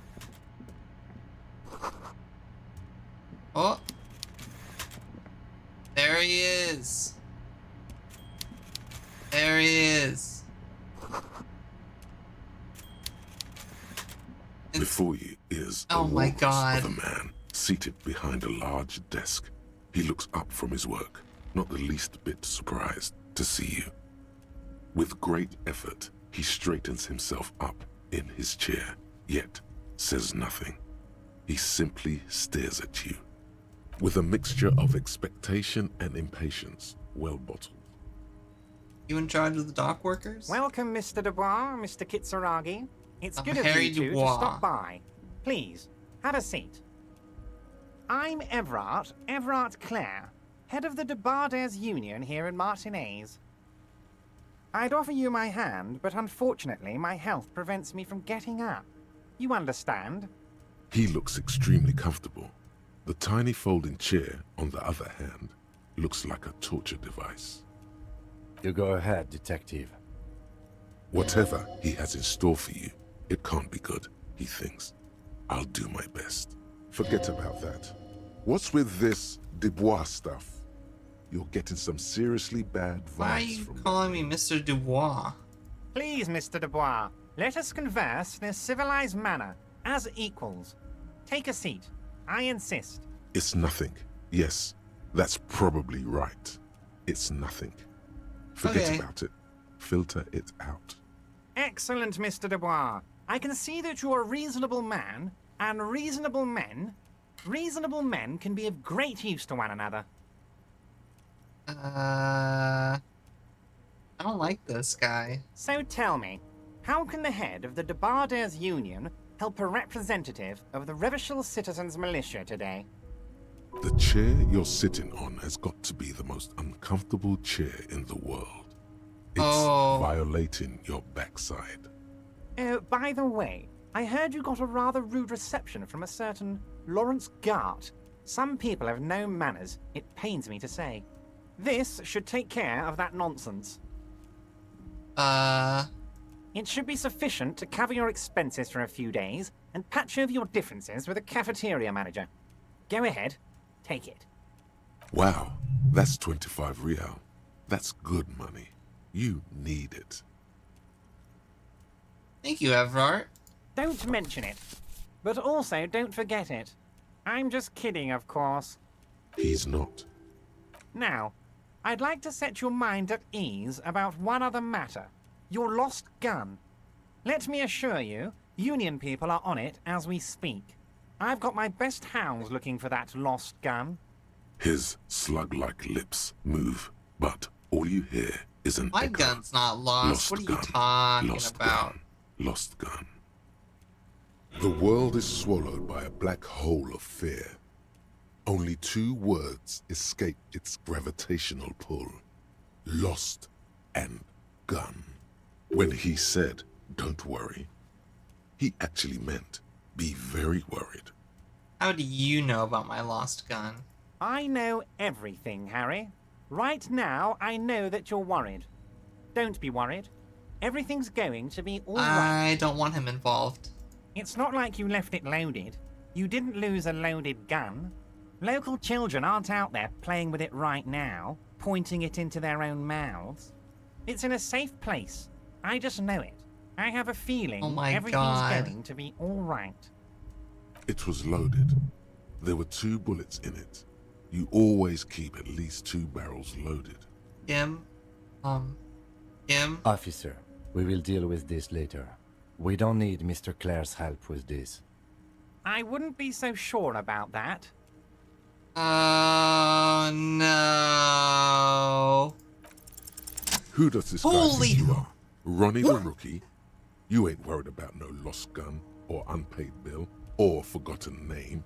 You're the bad cop. You're probably more corrupt than him. Insane. 17%. Sink deep into the folding chair, smile and cross your hands behind your back. The fat man does the same. Yeah. Sinking deeper into his chair than one would think is physically possible. He seems to be enjoying your little display. Good. Now lean in with some corruption. Listen, Everard. Pal. We both know what makes the wheels of the world turn. That we do, Harry. Let them say what they will about you and me. We're both born fighters. Nice bit with the chair, by the way. Good way to keep your guests on edge. Why, thank you. It's always nice when a fellow professional appreciates your work. That's it. Now kick back and add a final flourish for dignity.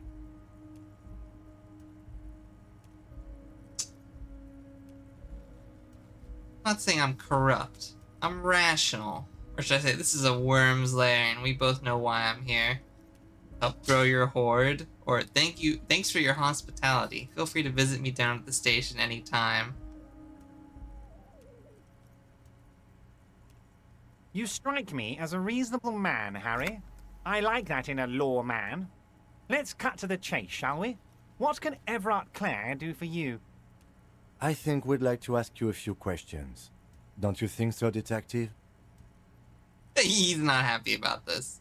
Whatever you do, don't ask him about the gun first. You don't want him thinking you're scared.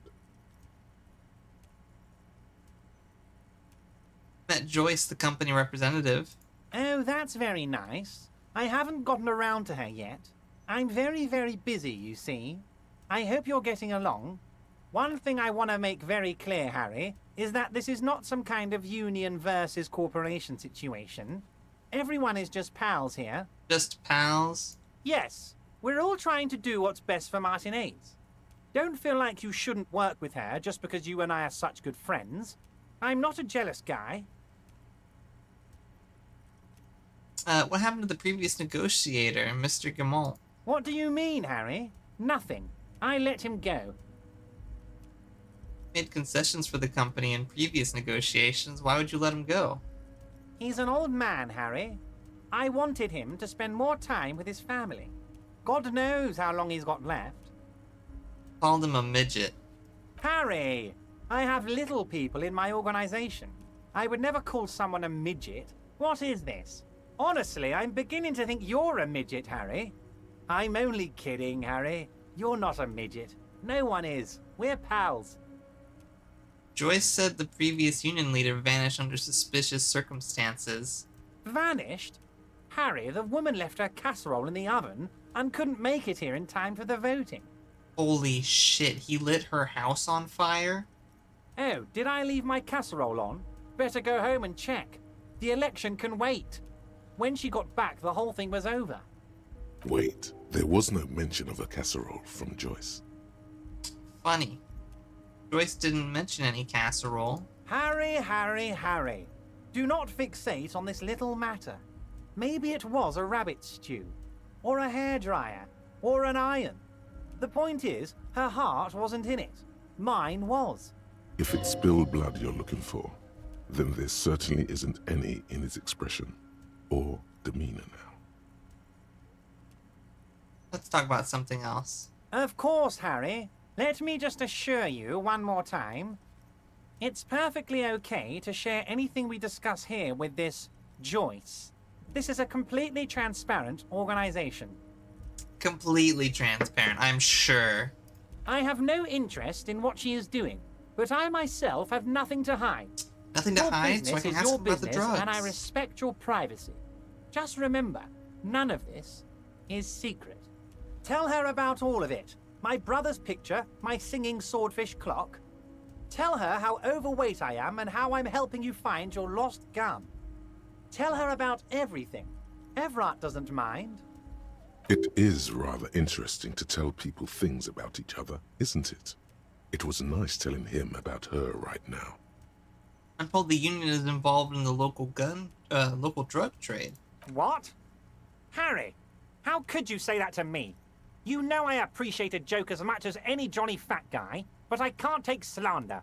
Are you actually investigating this?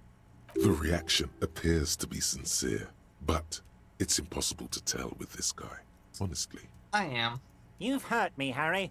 Me, a friend. But you know what? I trust you, like I trust all my friends. And I know you'll never talk to me about this again, because you don't want to wound me. So do what you want, and let's change the subject. He's hiding his real reaction beneath courtesy. Thank you for your understanding. We will continue to do what we must. You too, Lieutenant.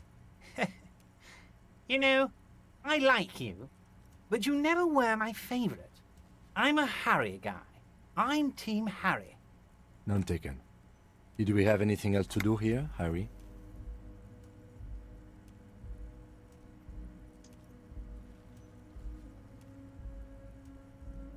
I mean, I certainly am smelling something fishy here, but I don't think it's me.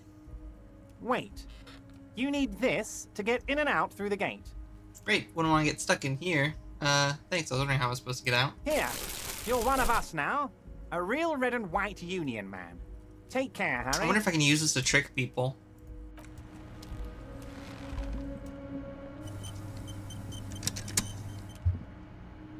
Is there something back here? No? Nothing back there? Okay.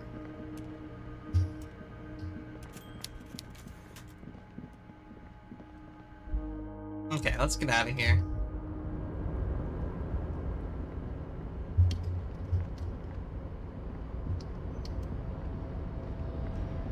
Let's get out of here. Something smells fishy and it isn't just the Shupster.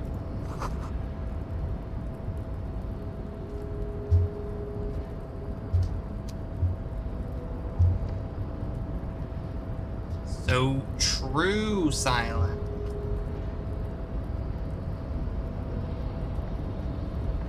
A rusting control panel with several knobs. Two buttons Thank you for the marked Marsh cheeseburger. and Arrête are faded with use. It seems to control the large crane above. A container is attached to its hook block. Marsh. On. Arrête. Off. The crane stands tall, proud, erect. Thank you for the 10 bits, Silent. Crane stands still. With a loud grind, the crane shifts overhead, moving a massive metal container through the air. Okay. Anything else? Is it dropping it? Is it dropping it? Please? I want to open it. Oh, that's not good. And with a surprisingly quiet thunk, the crane places the container down. The harbor sleeps as the strike rages in the distance. The crane can rest again, now that its purpose has been fulfilled. Understood. Let's get back to the The panel. rusty control panel grows warm to the touch, then grows cold. It is finished. Like me. A faint smell of burning rubber reaches your nostrils. A short circuit. I can't see how that was worth the ruckus, except for seeing the crane in action, which I admit was satisfying. I want to open it. Can I touch it? I can touch it. I'm gonna touch it. Before you stands a cargo container, just one of many in the yard. Lieutenant, I think there's something special about this container. Is this like your thing with that wall again? Maybe. I can't tell. I think we should investigate further. You do? Because I don't. What? Why not? There are a million containers here. Why are you fixating on this one? Maybe there's contraband in there. There may very well be, but we are not here to look for that. We are not here to interact with containers. We are here to interview the Union boss. You attempt to turn the handle, to no avail. The doors seem to be mechanically locked. To your left, the lieutenant considers your actions with some puzzlement. No reply. The knock produces a hollow ring of metal. Doesn't sound like there's anything inside the container. Oh. I think I should just roll it. I'm not gonna succeed, but it's really funny. Why are you even trying to open a door with rhetoric? Yeah, why am I? Why are you what? Never mind. Are you satisfied, detective? Nothing more to do here for now. Imagine rolling double sixes on that and like opening the door by talking to it. It would be so good. It would be so good.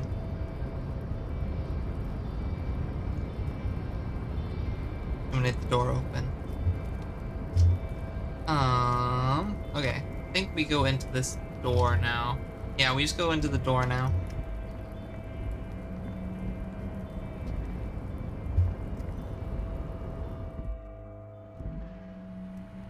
And then we go in here.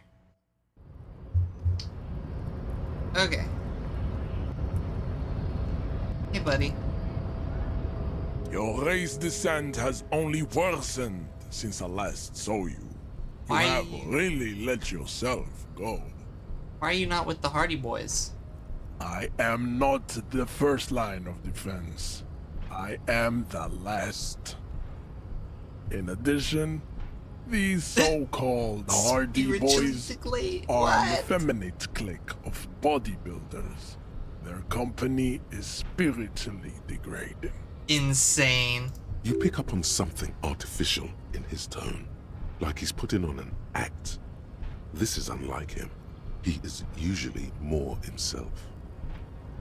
But you're all part of the Union. The Hardy manlets are on the pay of the company. I answer to the Union alone. And I do this out of race heroism. Finance is an alien concept to the Seminoles. Now leave me be. I must luxuriate in the company of my woman. There's more to it. What have you got against them? Fine. They have recently fallen under the influence of a possibly sexually perverted female vagrant and a narcotics peddler. It's shameful. Who do you mean? Find out for yourself. Endomorphic blob. Interesting. Okay, so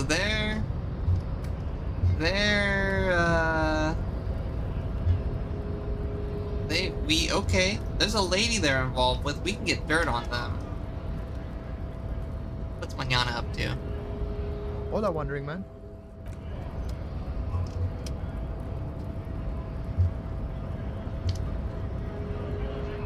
Anything new to say? Nice aggression with the native. Don't let the chief fool you next time. You don't need to be that up in his face. Leave yourself space to move. Not bad advice, actually. This Oh might my god, I'm not gonna punch him again. Let's talk about our right to work. I'm gonna leave.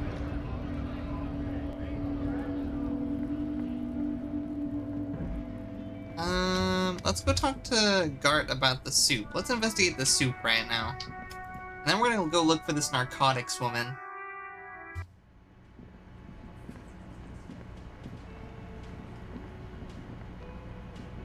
The man ponders his cooking utensils and gives you a little nod. The man says a couple of sentences in that strange language of his and then seems to wait for you to speak. I'm pretty sure he asked you a question. He doesn't know your language. You can just say something cool in return. Mercury rising. Borscht need more vodka? Okay, so it's vodka that keeps the men happy and in good spirits. Clever move by the Union. Of course, vodka. Now that makes a very, very special borscht indeed. Turn it up and then ask for some yourself. Turning it up seems like a dangerous idea, honestly. The place is a powder keg. No, no vodka. No, wait. Oh. If he adds more vodka, they'll be drunk. That'll be funny. He smiles, nodding vigorously, then pours half a bottle of vodka into the pot. With a whistle, he stirs the brew. Yes. Okay. Let's look into this narcotics dealer business. How do I get up there? I don't know. Oh wait, there's nothing for me to do over here.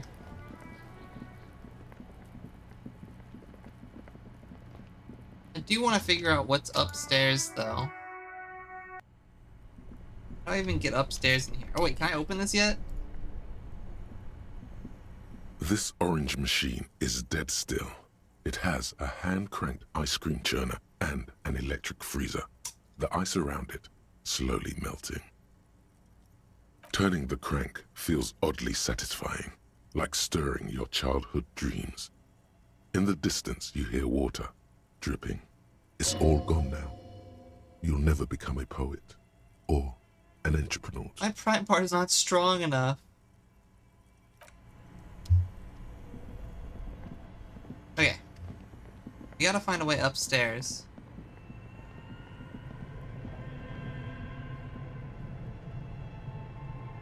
Because there were people talking upstairs.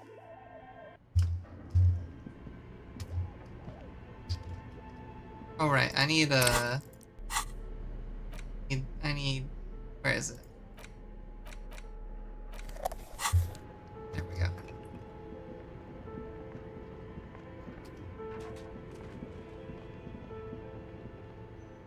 An iron safety curtain curves before your eyes, folded like a bellows. It covers half the room, blocking the way into a colossal industrial chimney. This must be where the entity lives. This is directly above the central furnace in the cellar. The voices probably came from here. Knock on it. What an odd thing to do. Nothing happens. Knock on it harder. Still nothing. No one's home. Knock on it even harder. You feel something in your chest, an unnatural pressure. It's spreading to your left arm, your jaw. I'm guessing this is bad. Very, very bad. Better remain conscious. This is the end. Bad. All you feel is pain and weakness. You I just had a heart attack. Now. We all do. It gets so dark. No. You don't even see her face. Like you always thought you would. You only see pain. I gave myself a heart attack knocking on the door. Cop suffers final heart attack. A detective lieutenant of the RCM passed away yesterday. His death, though abrupt, did not come as a surprise to those who knew him. He was the heaviest drinker I'd ever met. Captain Ptolemy Price, the deceased superior officer. Oh my god, we died. Easy on the ticker. He loved his liquor, sure, said Detective Chester McLean, friend and colleague. But I think before he ever had a heart attack, his heart was broken. According to an official statement given by the RCM, the officer was on the brink of solving a murder case. How far back? Oh my god, that's so far back. I guess it's not that far back.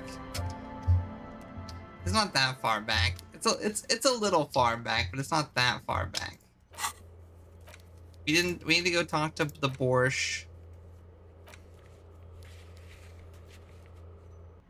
Oh, I need to ask him about the murder. Wait, we're before the chair? Mr. Dubois, a pleasure as always. You don't have to sit down this time, since you've already sat on that chair. Oh. I want to talk about the hanging. Hey, Grey Wolf. Thank you for the cheeseburger. Oh, of course. That's your main thing here. That's why you're in Martinez. I know everything that goes on around here, and I would love to discuss it with you. I mean, it's no secret that the lynching is connected to the strike. So much to talk about. Honestly, it's been weighing on me so heavily. I understand you need to interview me, but there's a thing that's been keeping me up at night. I want to talk about the hanging.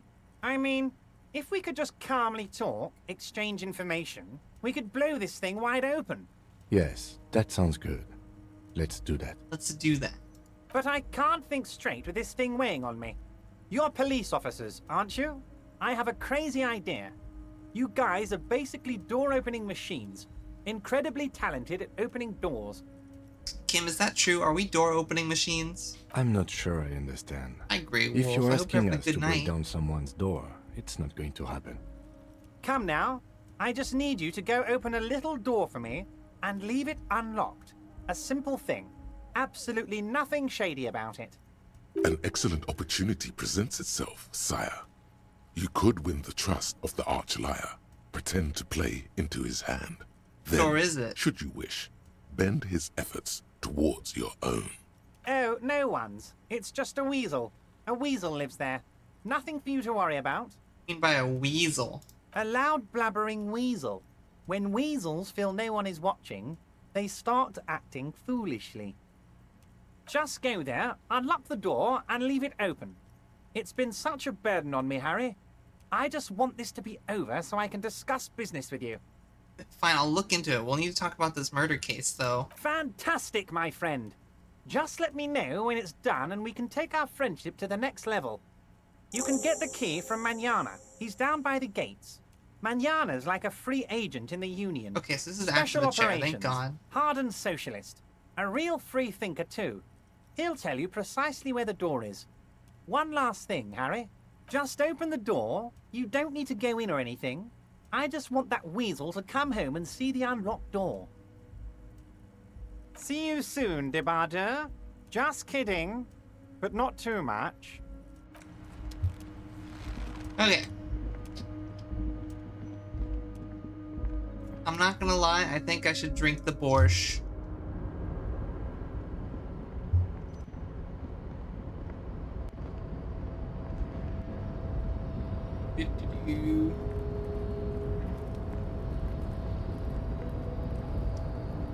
It has cheeseburger.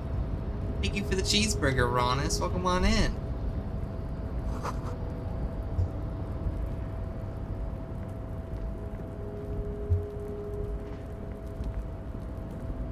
Be sure to handle your shuppies with care. Cheeseburgers are only good as treats. Proceed to give more than what's recommended and you'll spoil the shuppie silly.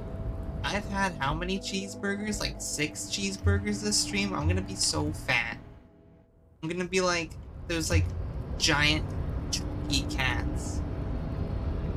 Okay, we need to talk to him again about his You'll raise the sun. You pick up on something artificial. The hot now. Fine. Interesting. Leave. Okay.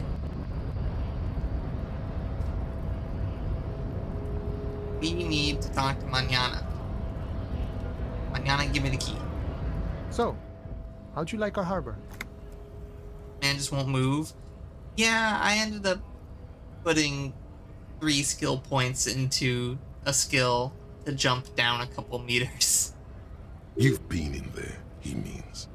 Talked Labor to the boss utopia. man too, probably. Complete shit. It's but a rest area on the path leading across open plains. Right. You talk to the boss, eye to eye, like men of the plain. If you have any more questions, I'm set to talk. Everett said you had a key to the door? A key, huh? What door is this key supposed to open? It belonged to a weasel. Oh, say no more. I got you. I got that key right here. And let me tell you, it's mighty good of you to help us out during the strike. Working class solidarity, as they say. I'm a hustle grinder. I'm not opening this door for myself. I'm opening it for all working I men. knew this man was a commie. And it's a good thing you're doing too. Thanks. What you're looking for is a basement door behind the greenhouse. That's behind the whirling in rags. That's all I know. Our organization is what you call compartmentalized. Means we keep out of each other's business. Okay, but where did you get the key from? The janitor gave it to me. Nice fella. We talked about life and things that really, truly matter. None of this mess we're in, this jiving and juggling. What's it for? To feed our children, I guess. I'm more of a philosophical dock worker. I like to talk about the big picture stuff. Who I am, who you are, What we are fighting for. He means he's not going to tell you, cause he doesn't know. But he will shoot his mouth off with you now that you're working for Everard. Who he is, and what they're fighting for. This is interesting. Why are you striking? We're negotiating our share. Your share? Aye.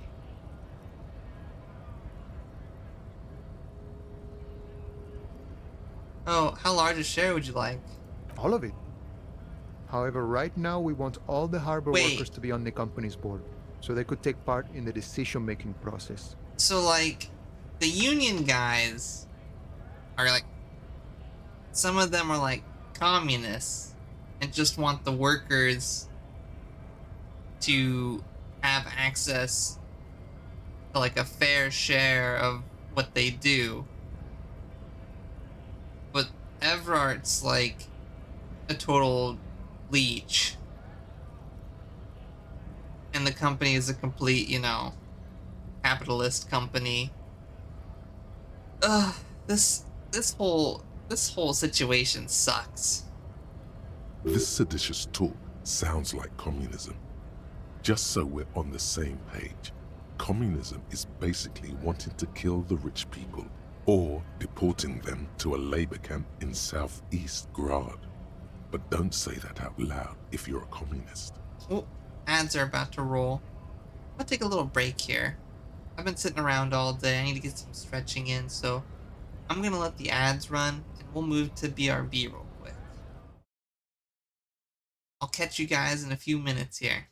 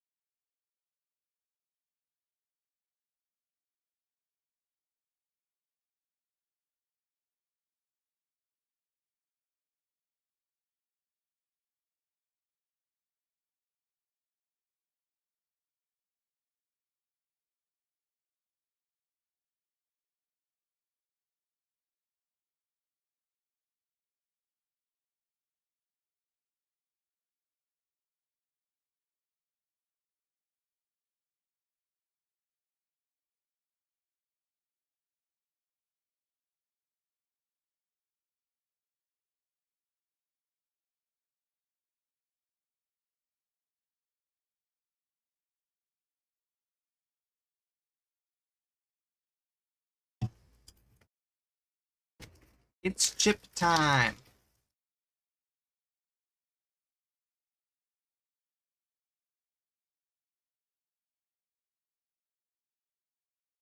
So true, Ronis.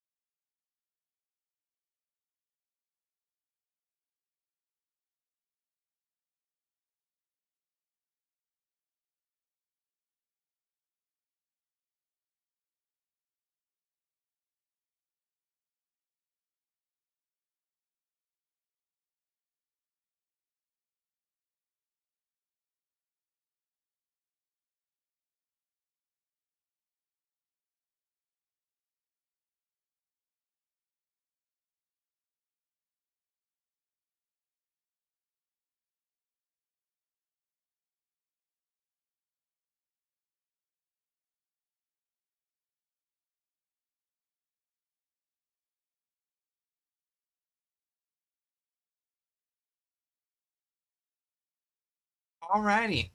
Looks like the ads are over. Let's get back to the game. I refilled my drink. Got a little snack. A nice little walk around the house. Are you a communist? No. I don't think I'm a communist. Seeing something of value and saying I want it all to myself is a much older and simpler notion. No science to it at all. Even a weak child can think it. The only things holding someone back are I can't and I shouldn't.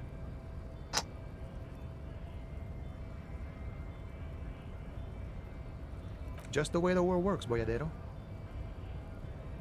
I think it's best you make up your own mind now that you've met him. In my eyes, he is a capable organizer and a decent businessman. I guess you kind of get to be the village chief. He oversees the harbor, makes deals with the owners or other relevant parties, watches out for his own. By that, you mean corruption? By heavens, why would he not be corrupt? We live in a harsh and disordered world, see? And in this world, the old man is corrupt for our benefit, and we know it. Appreciate it even. He is, personally, not too lavish. He is reasonably lavish, sure. That's his prerogative. It's not like you want a saintly demeanor on a corrupt motherfucker. That would be a manipulative illusion. Besides, there are no non-corrupt systems in the world anyway, and moralism is the most corrupt of them all.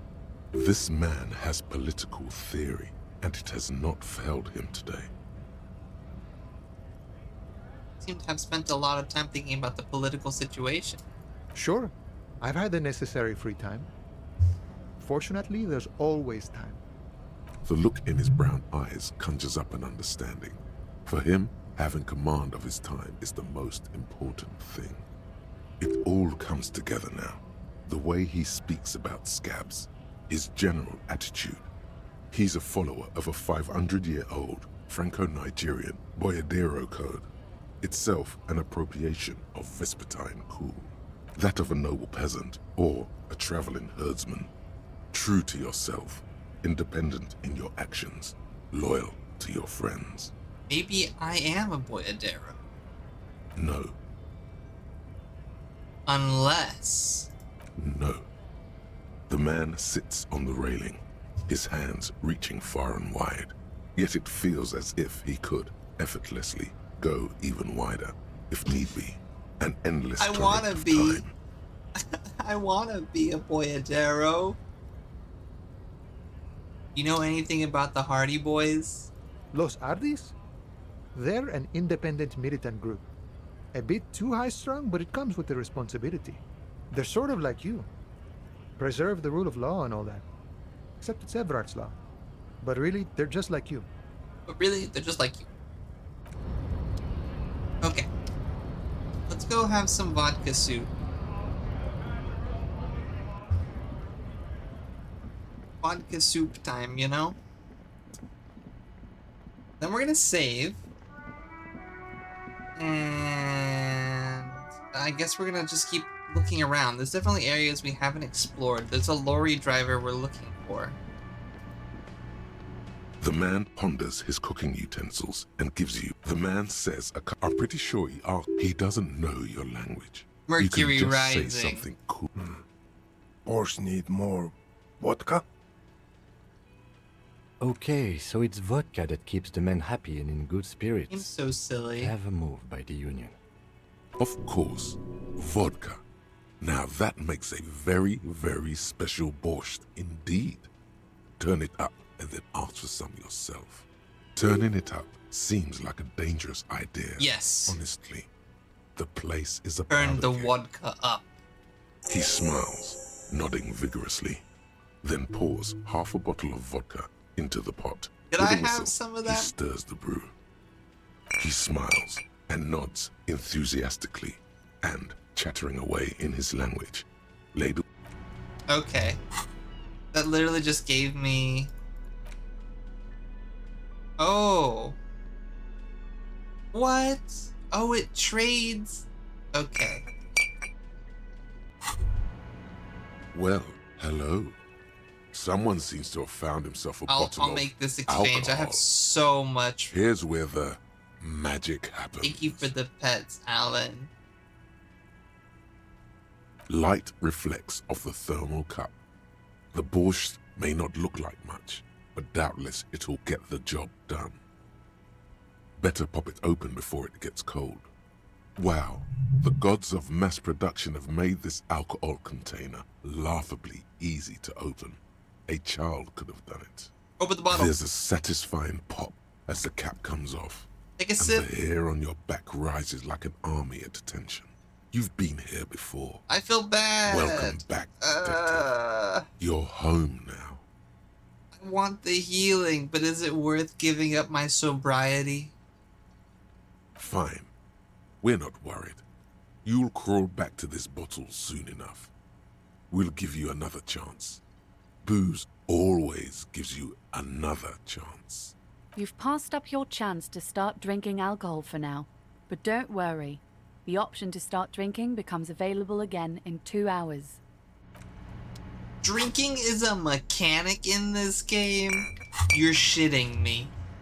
Oh my god, why is drinking a mechanic? Why? That's awful. Wait, who's this guy?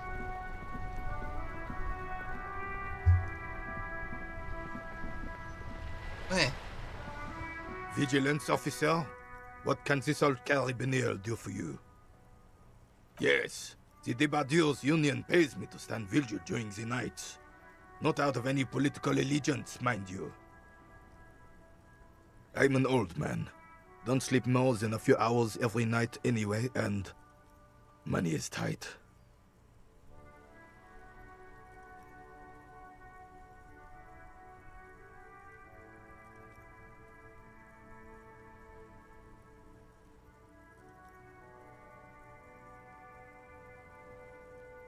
He feels like he has to justify himself for some reason.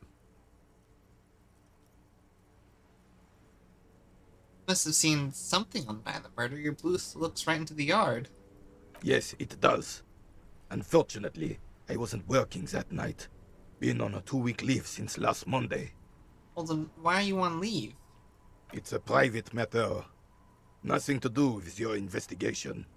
You see, officer, René is the kind of man would rather die than admit he needs medical assistance or, God forbid, sick it. A real man's man is just gonna ride it out. I'm fine, goddammit. Mind your own business. It's nothing. Just got to cut back on coffee. No one. The boss has been unmanned since last Monday. There's no other guard. It's just me. No one has been guarding the container yard since last Monday. Yes. It's not actually an issue. I mean... Look, officers. The container yard doesn't actually need a guardsman. Never had one before René. Monsieur Claire had that booth built specially for him. It's mostly decorative. Thank you for the cheeseburger. Why wouldn't drinking be a mechanic? I don't know, Ronis. The possibility of someone being in there is enough to discourage any ill-minded individuals. Evrard created this job for René because he knows the Royal Carabinier's pension of honor and PTSD isn't something a man can live off. A decorated Kingsman collecting tear reflects bad on the whole neighborhood. His words.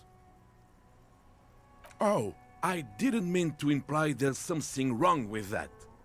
I do it too. Everyone does it. It's an excellent side thing. Yes, yes, yes. Can we conclude the topic of my guard boost now? He is not going to become an entrepreneur. She is nobody. This is none of your concern, and I refuse to discuss my private affairs with the RCM. The lady is Jeanne-Marie Beaulieu, and she sure as hell wasn't a nobody. Got it. Thanks. Yes, yes. Like I said, I would be up anyway, so might as well keep an eye out. It keeps my senses sharp. You know what? You know what? We'll go for it.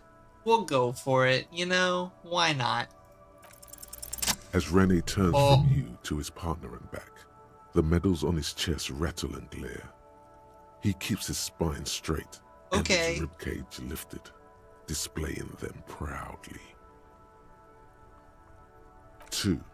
The larger one is shaped like a cross, while the smaller medal resembles the sun. A small blue star inside an orange sun. It has the word Valiance written below. The setting sun was a decoration used to distinguish seasoned combat veterans in service. Oh, that's why he's a royal. That's why he's a during monarchist. the Revolution. A crowned head in front of 2 crossed rifles. The medal hangs from a blue striped triangle. Literally served the monarchy. It's the Croix de Bravoure, Cross of Valor. The cross was the highest battlefield decoration in suzerain's armed forces, awarded for exceptional bravery in the line of duty, in service of King Frizzle I.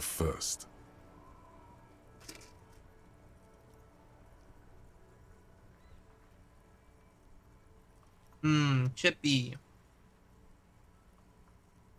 For bravery. It's a conflicted topic for the old veteran. There must have been a number of controversial episodes in his service days. I'm sure, but I know this uniform's reputation. You are also wondering if I got this for raping women or killing babies. Son, we should never forget our past. Lots of mistakes were made back then, but there were also lessons. Forgetting those times means the mistakes were for nothing. That all those people died for nothing.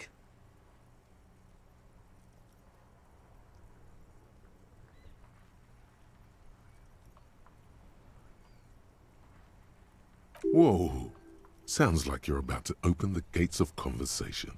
This man will literally talk your ear off if you let him wander off the memory lane. For doing my duty in the heat of battle. For looking my mortality in the eye, when men like Gaston here hid in the bushes and shat themselves. He saved some muddy princeling who foolishly strolled into the front line in his gown of velvet and gold. It was on the first months of the revolution here in Revachol. Unrest was spreading like wildfire. Marauders had taken most of the Couronne and were getting really ambitious. King Frizzle thought he could end it all in one decisive strike. Sent his cousin, Drisson, to put an end to the unrest. Alas, the young Drisson was all piss and no vinegar, wearing a tunic of purple velvet and cockatiel feathers to battle.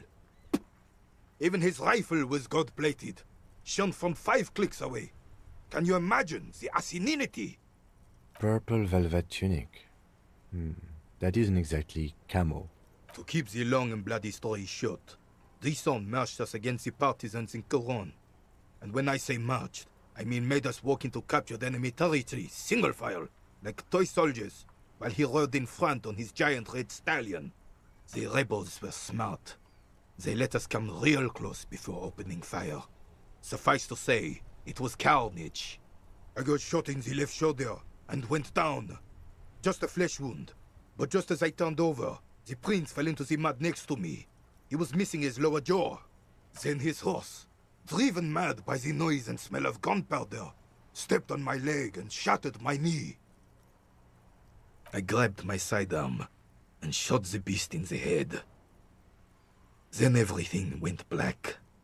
Capitaine Arnoux, le fléau des chevaux. The bane of horses. When I came to, it was all over. It was just me and Jolas Tresson, gurgling in the blood-soaked mud right next to me. The dink had taken numerous flesh wounds and lost a lot of blood. But despite missing his jaw, he seemed hesitant to die. Tougher than he looked, that one.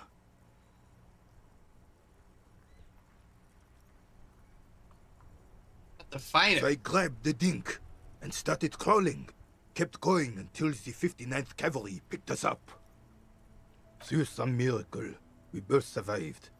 And the joyless freak convinced Frissel to give me a medal for not leaving him to die in his own blood, piss and shit.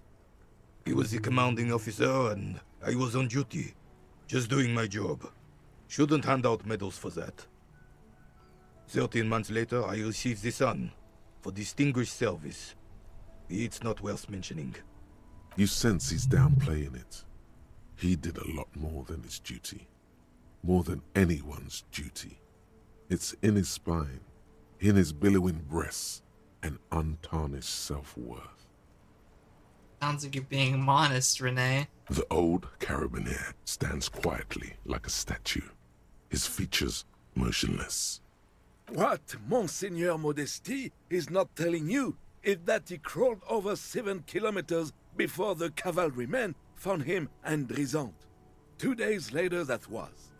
And that even while crawling with a mangled half-dead prince on his back, he still managed to murder 3 rebels on his way. Is that pride in his voice? It's deep down, but maybe even unbeknownst to the man himself. It's there.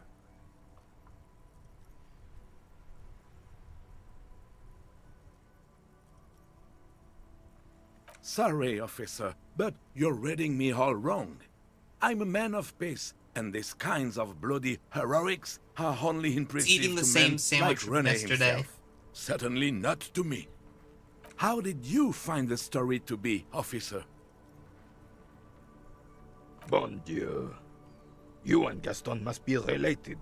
His blood runs yellow too. Maybe, but also bear in mind, officer. They don't hand this out for anyone with a service record.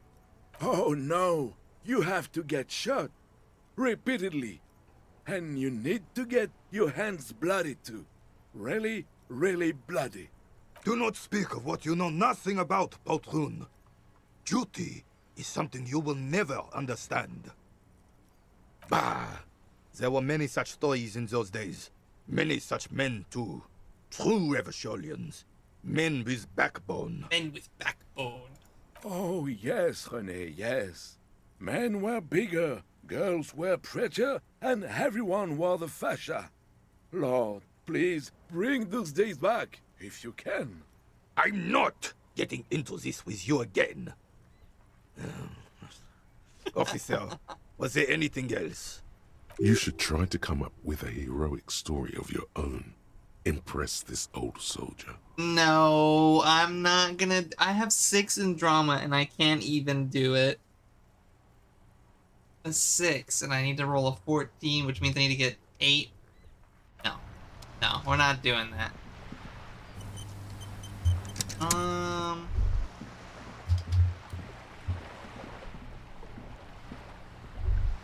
What? Come on. Come on. The sight of bullet holes stirs something in you, making you forget the lieutenant's surname. Come look, bullet holes. Where? There? Those are old. Oh, you mean like from the Revolution? Yes, the one that happened half a century ago. Those bullets were fired during the Revolution and do not warrant an investigation by officers of civil law. Alright then. We should focus on present crimes from the present century.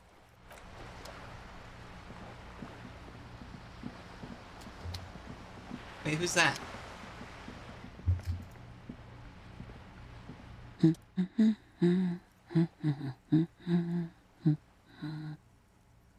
Yes? Hello? Me? No one. I'm just a working class Oh my woman. god, she's literally working class woman. She doesn't really want to be disturbed that much. If she's such a working class woman, why isn't she working? This was a tremendously useful interlude.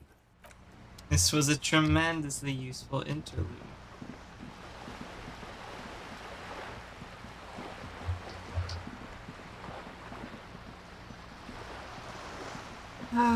We need to find the lorry driver and the narcotics woman and just like, God, there's so many things we gotta do. Ugh.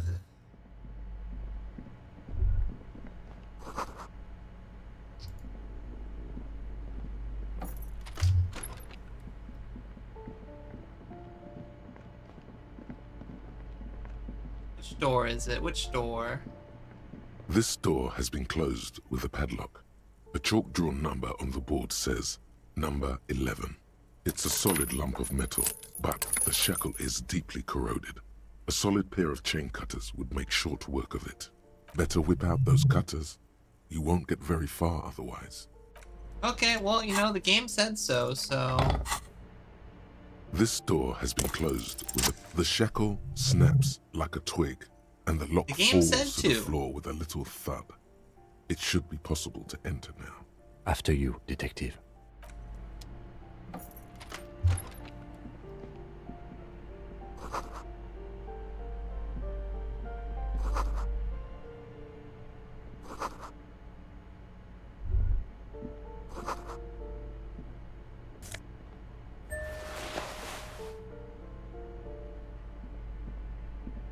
A plaster cast bust depicts a middle-aged man with impressive sideburns. The name on the plinth reads... The hero of the working class! Whoever lives here definitely shares your enthusiasm. There aren't many communists around, not after the revolution. Some youth still keep the ideology going, it seems. Why does this tenant have a bust of Krasmasov in their bedroom? The White Star, the photos on the wall. I think we have broken into the apartment of a young communard. How fitting. How fitting.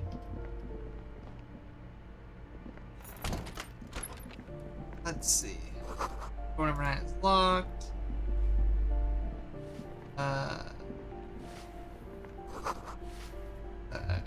Mailbox is overflowing. Another balcony, wait. Balcony with the girl? Hey! Ooh, the piggies have learned how to saunter up staircases.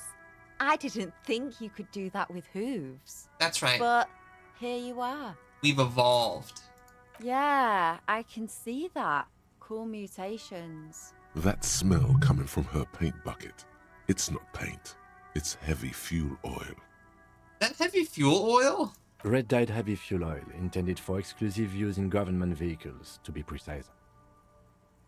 What did you think I was using? Aquarels? Sucked it out of a cop's fuel tank myself. Back in Jamrock. She really did it. She's proud of it too. Some clever cultural commentary. You ain't seen nothing yet, piggy boo. Catch you later, Cindy. We came from over here. Let's go up here and check out this box first.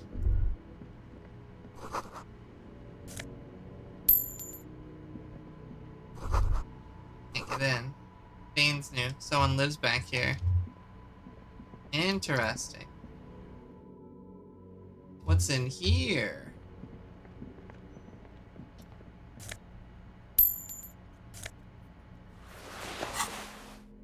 my god, we have so much clothing.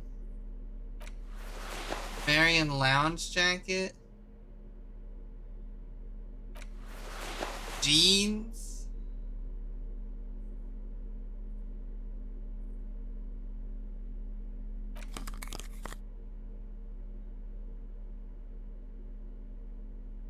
How can I look cooler?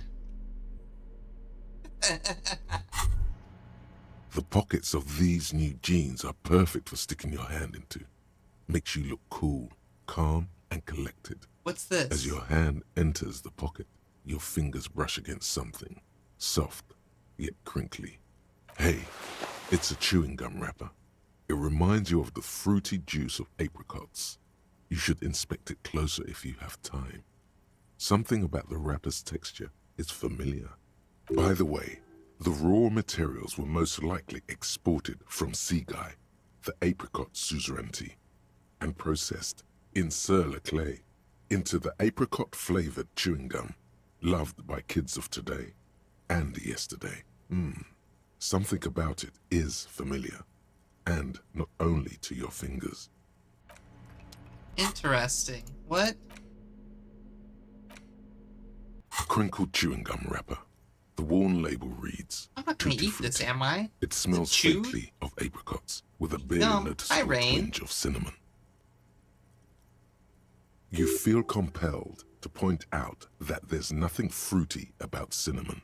It's a spice Cinnamon's not a derived fruit. from tree bark. Can a used wrapper shrug? Seems like that's what the wrapper is doing somehow. This is not about flowers or bark. What is this about?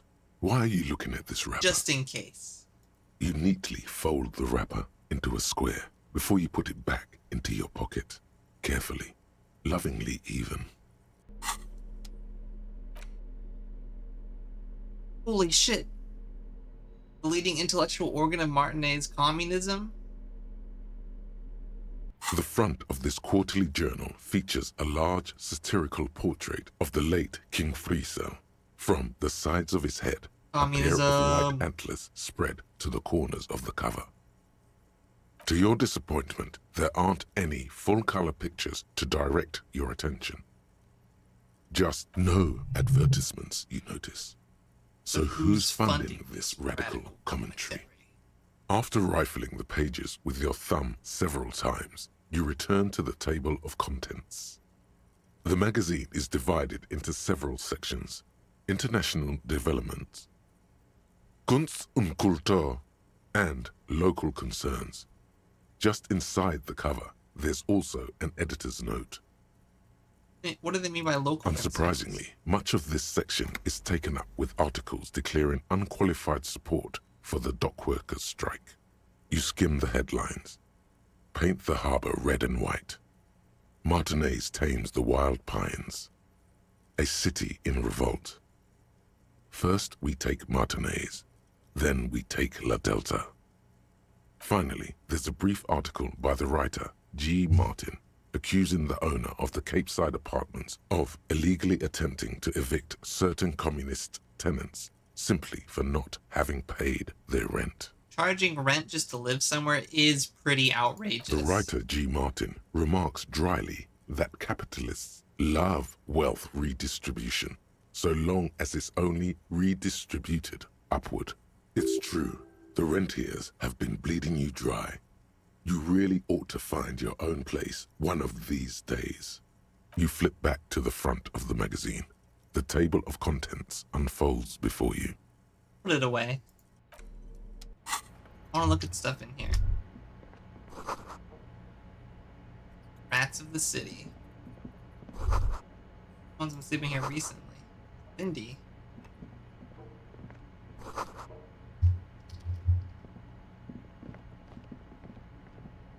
Interesting.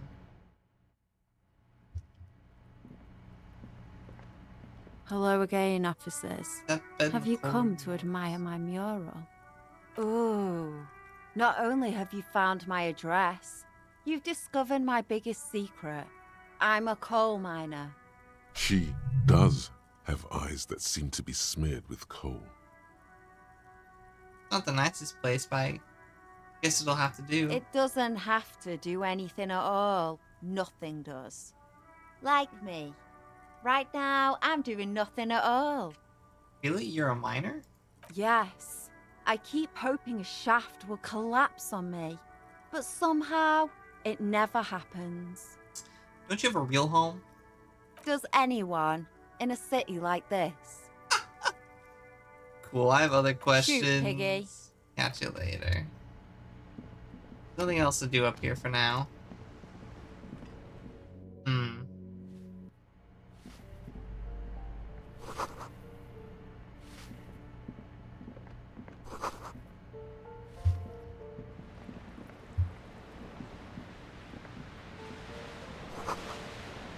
What's this? One toward the other wall. Fridge. Grocery list. What happened here? Can't foreclose on an apartment with a hole in the wall. It will still be accessible through the apartment next to it. That one didn't have a door. Sadly, nothing of great value remains here. It's always, except the stuff in the fridge. Indeed. Okay. Done on this side of the building.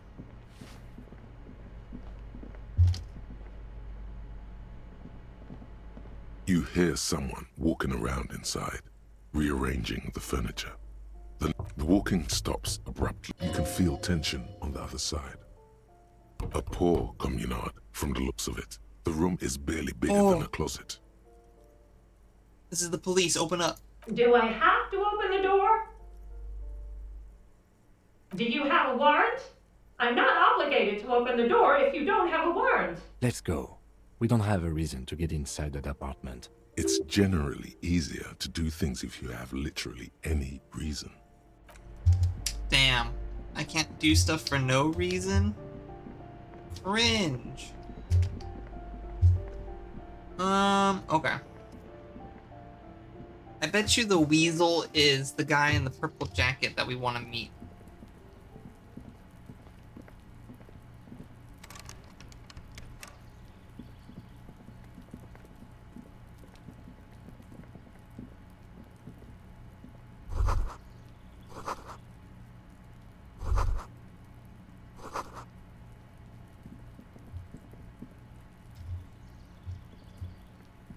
Okay, let's try this door. This door is made of metal. No one. We should return in the evening. Wait, where the hell am I supposed to use this key then?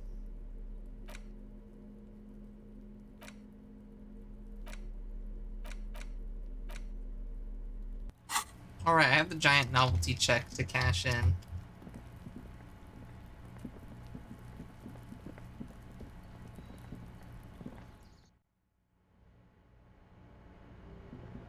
Did they say which door? Well, I've gone to every door. I haven't been prompted. Like, they did tell me it was this building, I think. Like, I could have swore they were like, it's in this apartment structure back here. Oh, wait. This.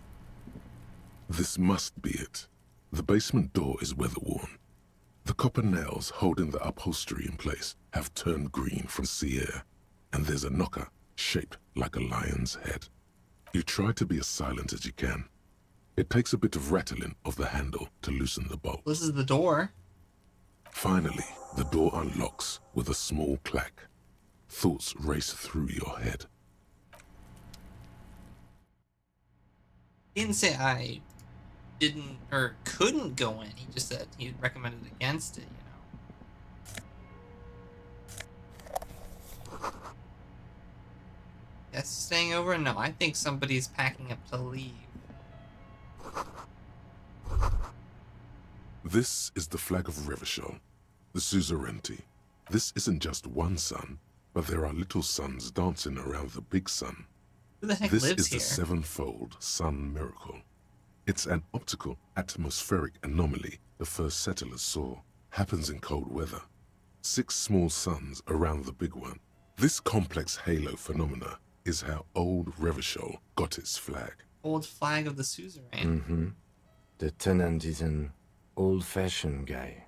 By old old-fashioned, he means very right-wing. Don't bow to the flag. The flag doesn't seem to mind. It's just a colorful fabric with a sun sewn onto it. Like all feudal flags, it looks like a children's drawing.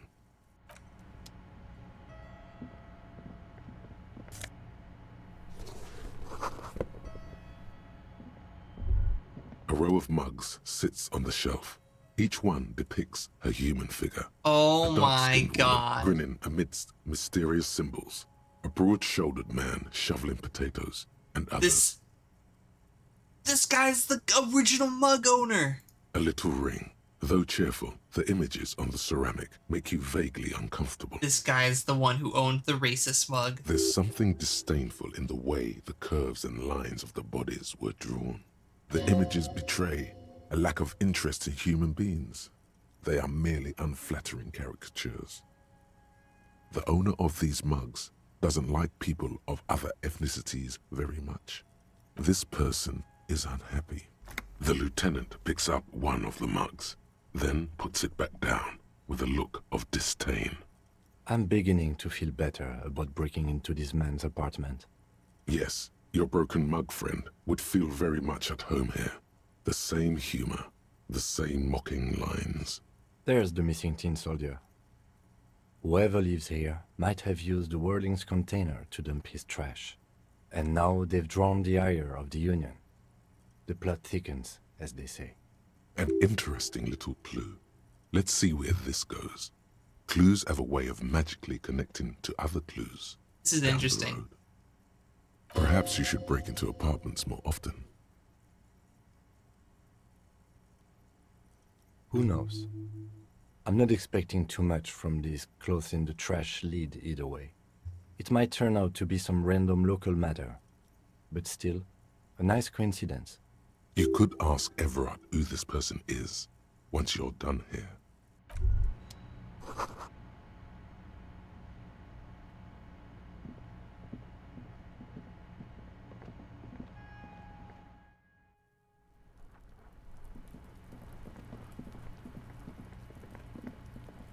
Okay, so I guess we just go back to Everard? Now that we've done that? I want to find the lorry driver behind the drugs, though.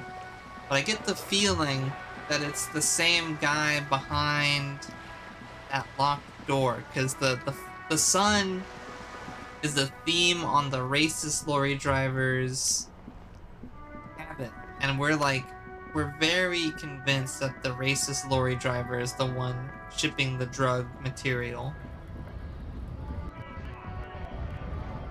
So I think these people are connected somehow. They're not the same person.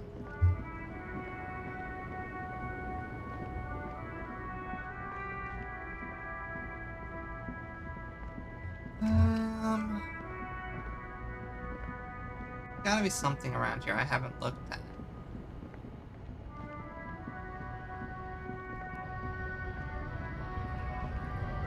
Right to work.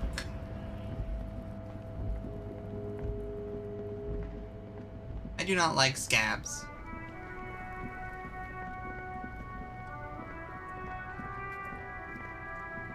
Still here. Stuck in this damn jam, my man. Stuck in this damn jam, my man. Can I follow this jam further down?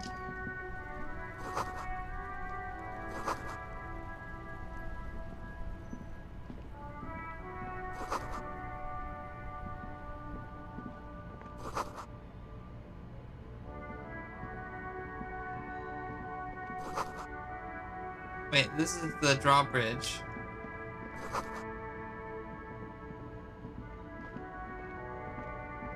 There anything interesting over here?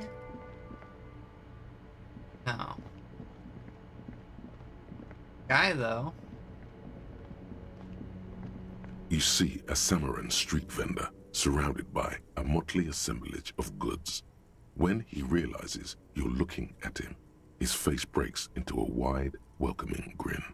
The name Sileng is embroidered over his breast pocket. Happy shopping, officer! Everything's cool here. What's so cool? Everything's cool.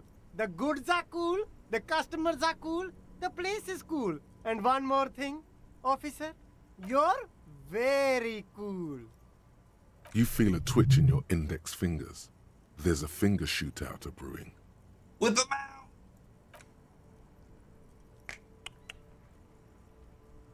Don't shoot, officer. Have we got an arrest here or just a shakedown? Good one, officer. You're a funny guy. Now what can I do for you? Then fire away, officer. Fingers, pistol, 9mm, what?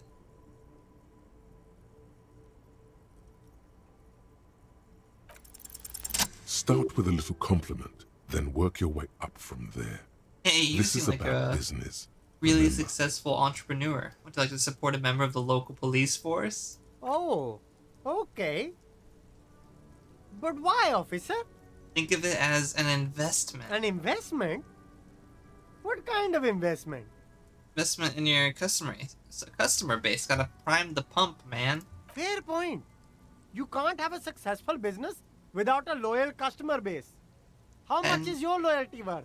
10 real. 10 real is a bargain for that kind of investment. You got it, my man. What kind of stuff are you selling here? Only the coolest goods in Revachol. I've got sneakers, speakers, extremely comfy pants too. Try them on right here. No shame, only freedom. Where'd you get those comfy pants? I'm an entrepreneur, officer. I've got sources, buyers, suppliers, distributors, manufacturers, wholesalers, all extremely cool and above board. You have a permit to sell all that? Good joke, officer. Here we don't have permits, just economic freedom. Take a look around. You glance around the decrepit buildings, the miserable weather, the sidewalks strewn with We don't have sunflower permits seeds here. and What are you dust talking choked about? This air. isn't Britain. It's beautiful. Beautiful freedom. That's right. Revachol is the best place for an independent self-employer like myself. That's why it's so cool with all the models coming here and cool celebrities. Is there a discount for cool officers like me? No need for discounts at ceilings, officer. Everything's already on sale. Anything you want, 50% off. But did he first mark them up 100%, just so that he could put them on sale? No, he's... Yes, it's a business secret. Let him keep it. Anything for you. Food packages you're selling have humanitarian aid written on them. How come? You mean these delicious pre-packaged shelf-stable meal kits? Really easy to cook, no hassle, really cheap too. Buy some, try them out. No hassle. There's a little of a hassle here, it appears. A moral hassle. I think one said not for resale on the packaging. No problem here, officer. I get all this from one of my suppliers, an extremely reputable guy. Does your supplier drive that Humanox lorry over there? What? A convincing performance. Bravo. Look, officer, I'm just a retailer. You'd have to talk to my supplier if you got questions about the supply chain. That's how the game works. No. Interesting.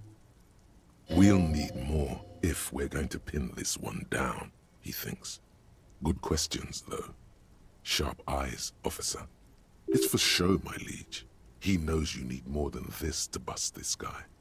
Later, perhaps. Me?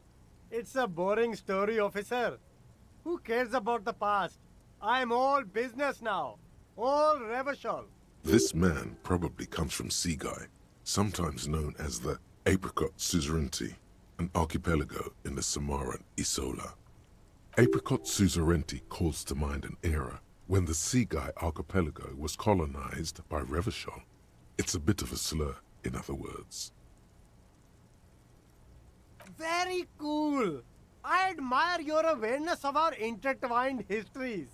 It's super nice of you to apologize for colonialism, but the Apricot Suzerainty is a shithole. Super That's nice why of I you left. to apologize for colonialism.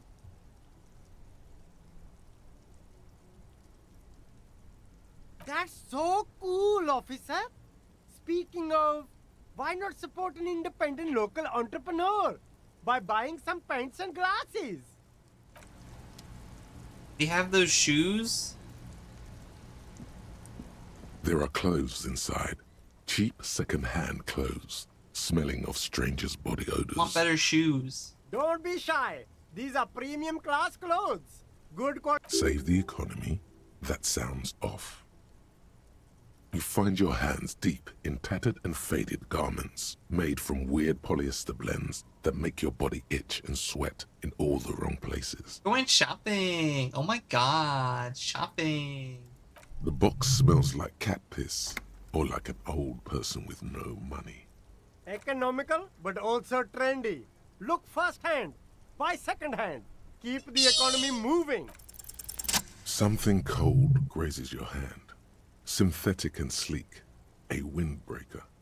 Surf, it says, but also wind, summer, 100% waterproof, and sport. Ooh. All in different typefaces. Good choice, officer. Mega sporty. And it's only $4.50 for you, sir. Gotta prepare for springtime, right?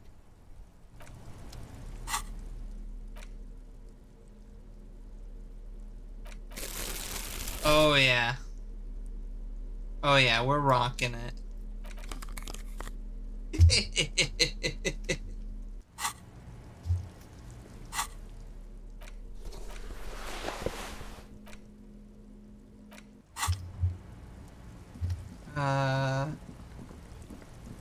Humanox. I guess we just talked to... Let's go talk to him, I guess. So we can just go up now.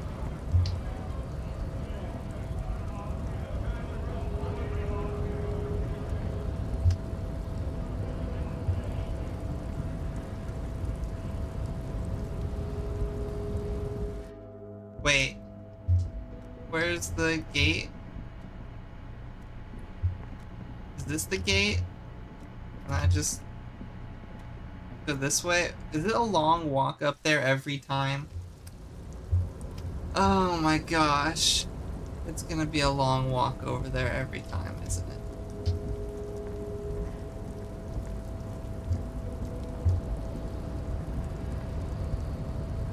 Running!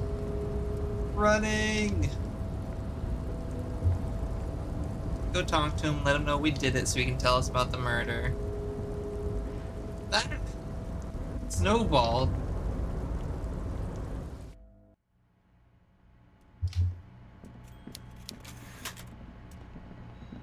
Yeah, I don't feel great about cracking into that guy's house. But also he was racist, Mr. so... Dubois, a pleasure as always. You don't have to sit down this time, since you've already sat on that chair. I'm very glad to hear that, Harry. One question. You didn't actually happen to stumble in and see what's inside the apartment, did you? He's trying to figure out if you're lying.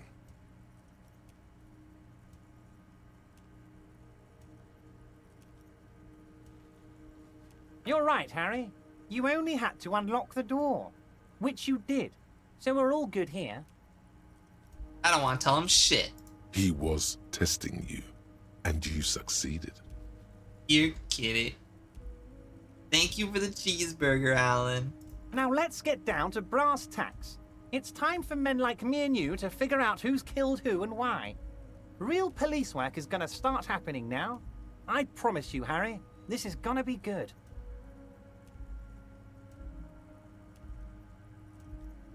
I heard about a connection between the lynching and the strike. I'd like to hear what you know about it. Glad to hear that, Harry, but please go back to school. By now, I'm sure you've figured out who the dead man was working for. The bad guys. Wild Pines. Sent to scare us. Another violent measure of the top hats against us flatcaps. Harry, this strike is the culmination of many, many mistakes made by the Wild Pines group. They tried to shut the strike down by sending in armed mercenaries. Wow, that's crazy, bro. I totally believe you. You mean our victim? A security contractor, Can you imagine that? Workers standing in peaceful protest, united in a what spirit if- of fellowship, and they send hired killers to mow us down with machine gun fire? What if, crazy theory, the Union is actually the good guys? Everart's actually just a piece of shit, but the Union's actually cool. Wild Pines is greedy and is trying to plant drugs on the Union to get the police to bust them and take Evart out. Like, wouldn't that be crazy? He performs a motion as if spraying bullets from a machine gun. I'm talking beasts, hardened killers from proxy wars in Yisut, Semenine, Saramoritsa, you name it, they've done it. Raping, killing, burning villages, killing little children for the Senorita Pineapple Company, Harry. Like, I definitely think this guy's corrupt as shit, but I also think Wild Pine's lady is not much better. They're like the same side of... They're just two different sides of the same coin, you know? Like, she tried to bribe me. He tried to bribe me. They want me to do stuff for them. Like, there's clearly... There's this close to me abracadabra-ing your ass. Everything they did there, they brought over here. They want to turn Revachol into a third world slum. Honestly, the only thing they didn't do is kill the village elephant. It definitely seems like that. Because we've got a very tumultuous history in this city alone. This is a district that doesn't have an official police force to cover it. The Union's definitely corrupt. There's definitely drug problems in the area, as we've seen with Kuno having access to fucking meth. Business is not going well here. Wild Pines...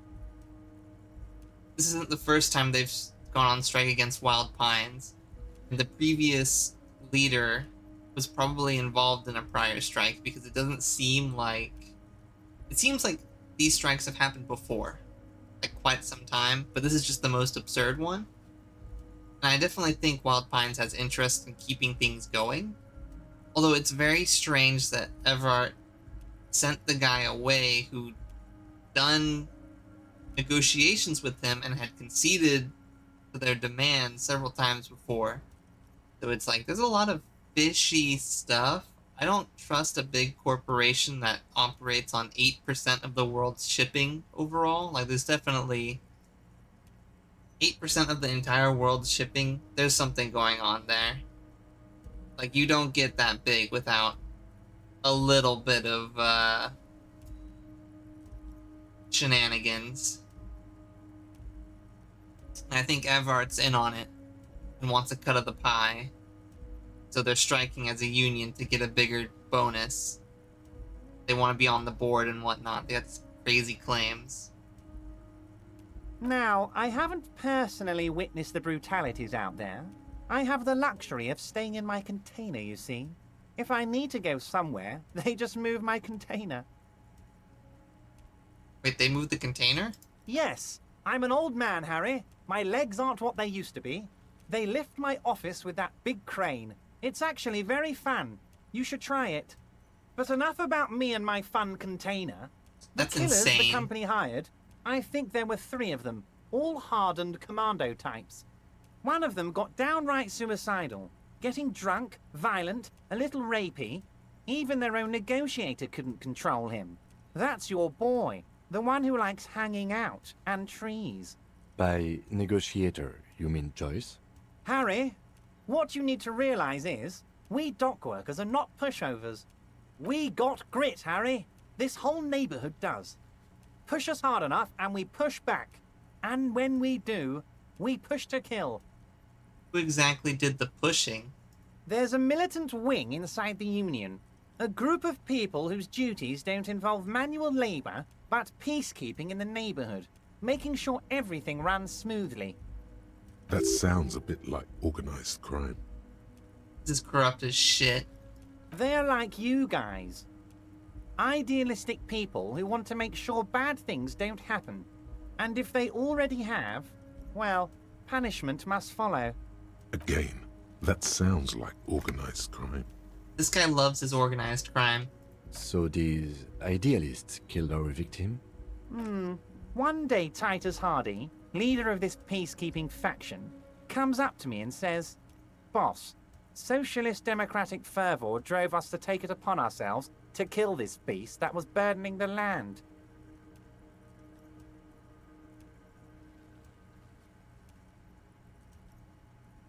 He probably worded it differently, but that was the idea. Sure sounded to me like they killed him. I gave them 2 weeks paid leave and told them to lay low to avoid retaliation.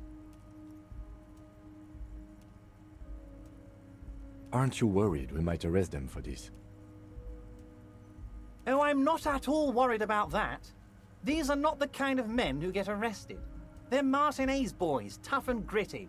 I'd like to see the man who takes them in. Besides, I sent my lawyer girl to look after them. If he's just boasting, then it sure doesn't feel like that to you. He's not worried. He places a lot of faith in that lawyer girl. Perhaps this is a tactical error. Anyway. Oh, they are simply fine young men. All 7 of them. Exemplary union members. There's not 7 of them. There's Always 8 to of advance them. their position in the local socialist democratic movement. Core members. There's 8 of them. Old Theo used to run them, but things really kicked into gear when Titus took the reins and named the group after himself. Gotta love his initiative. Interesting. Who's second in command? They're almost all of them great guys, born leaders. Whatever happened, I'm sure they only had the best interests of Martinez and Revachol in mind.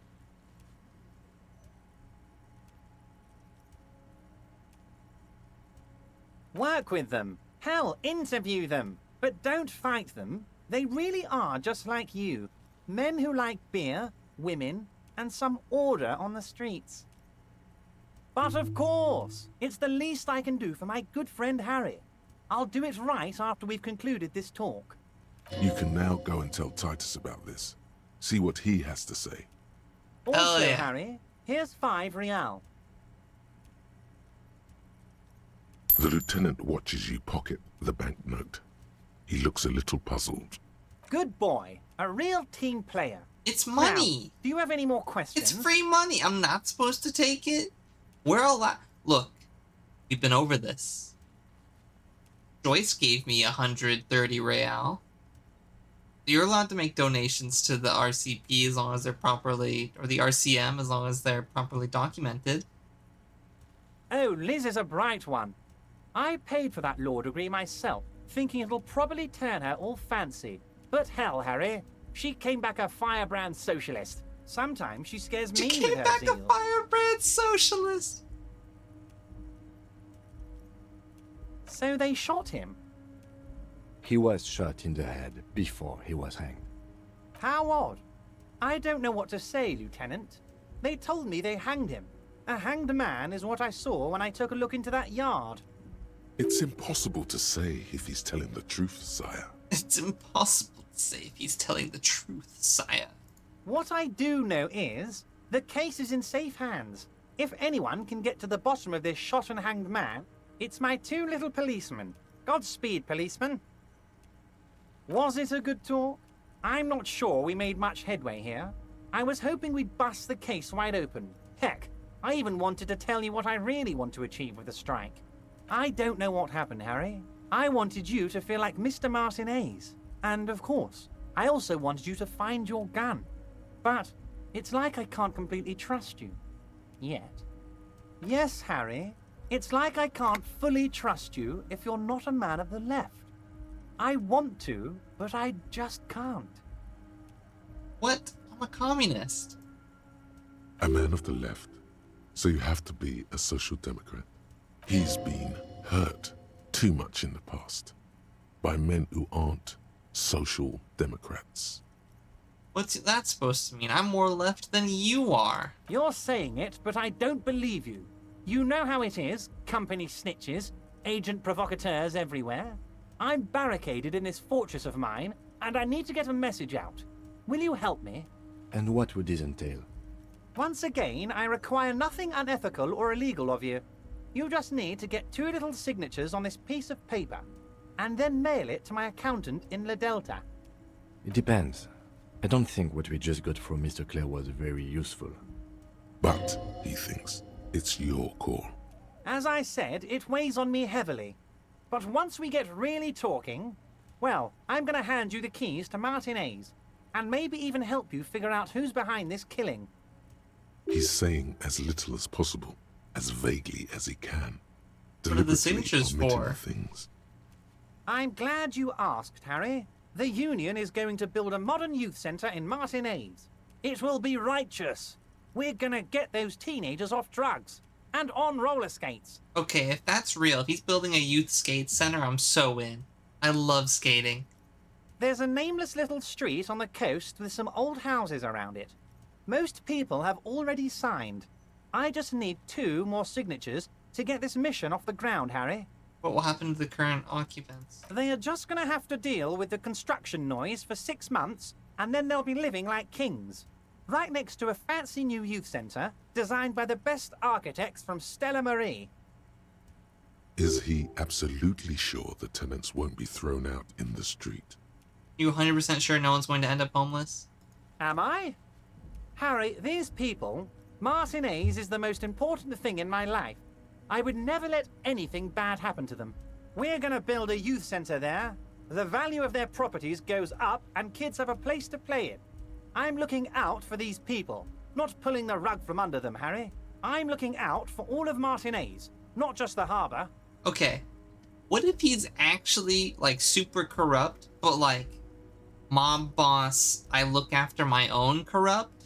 So he actually cares about his community, but also sells drugs to it. I don't know. I think that's a little too far-fetched. It's a video game, but also it's a little too far-fetched. He means it. If I happen to be there, I can ask them. You bring joy to my heart, Harry. Such a pleasure to be working with you. Here, you need to get signatures from Isabel Sadie and Lillian Carter. The cul-de-sac is right past the pawn shop and across the canal. I hear there is some trouble with the waterlock, but they should fix it by Wednesday morning. Thank you for the pets, Brawlin. Hi, welcome on in. Once you have the signatures, mail this to 13022 La Rocca in La Delta. Then, I'll know you're a solid socialist. It turns out the strikers are being served an alcoholic brew. Made it even stronger. I don't know what that means, Harry, but I love it. I love your initiative. Knowing you're out there keeping things running lets me so focus on the good. big picture stuff. I love it. Don't even tell me what was going on. Alcoholic brew, stronger, stopped it, strike. I'm just gonna let you surprise me, Harry. Okay. There's a lot going on here. But it's that time. It's that time where I save the game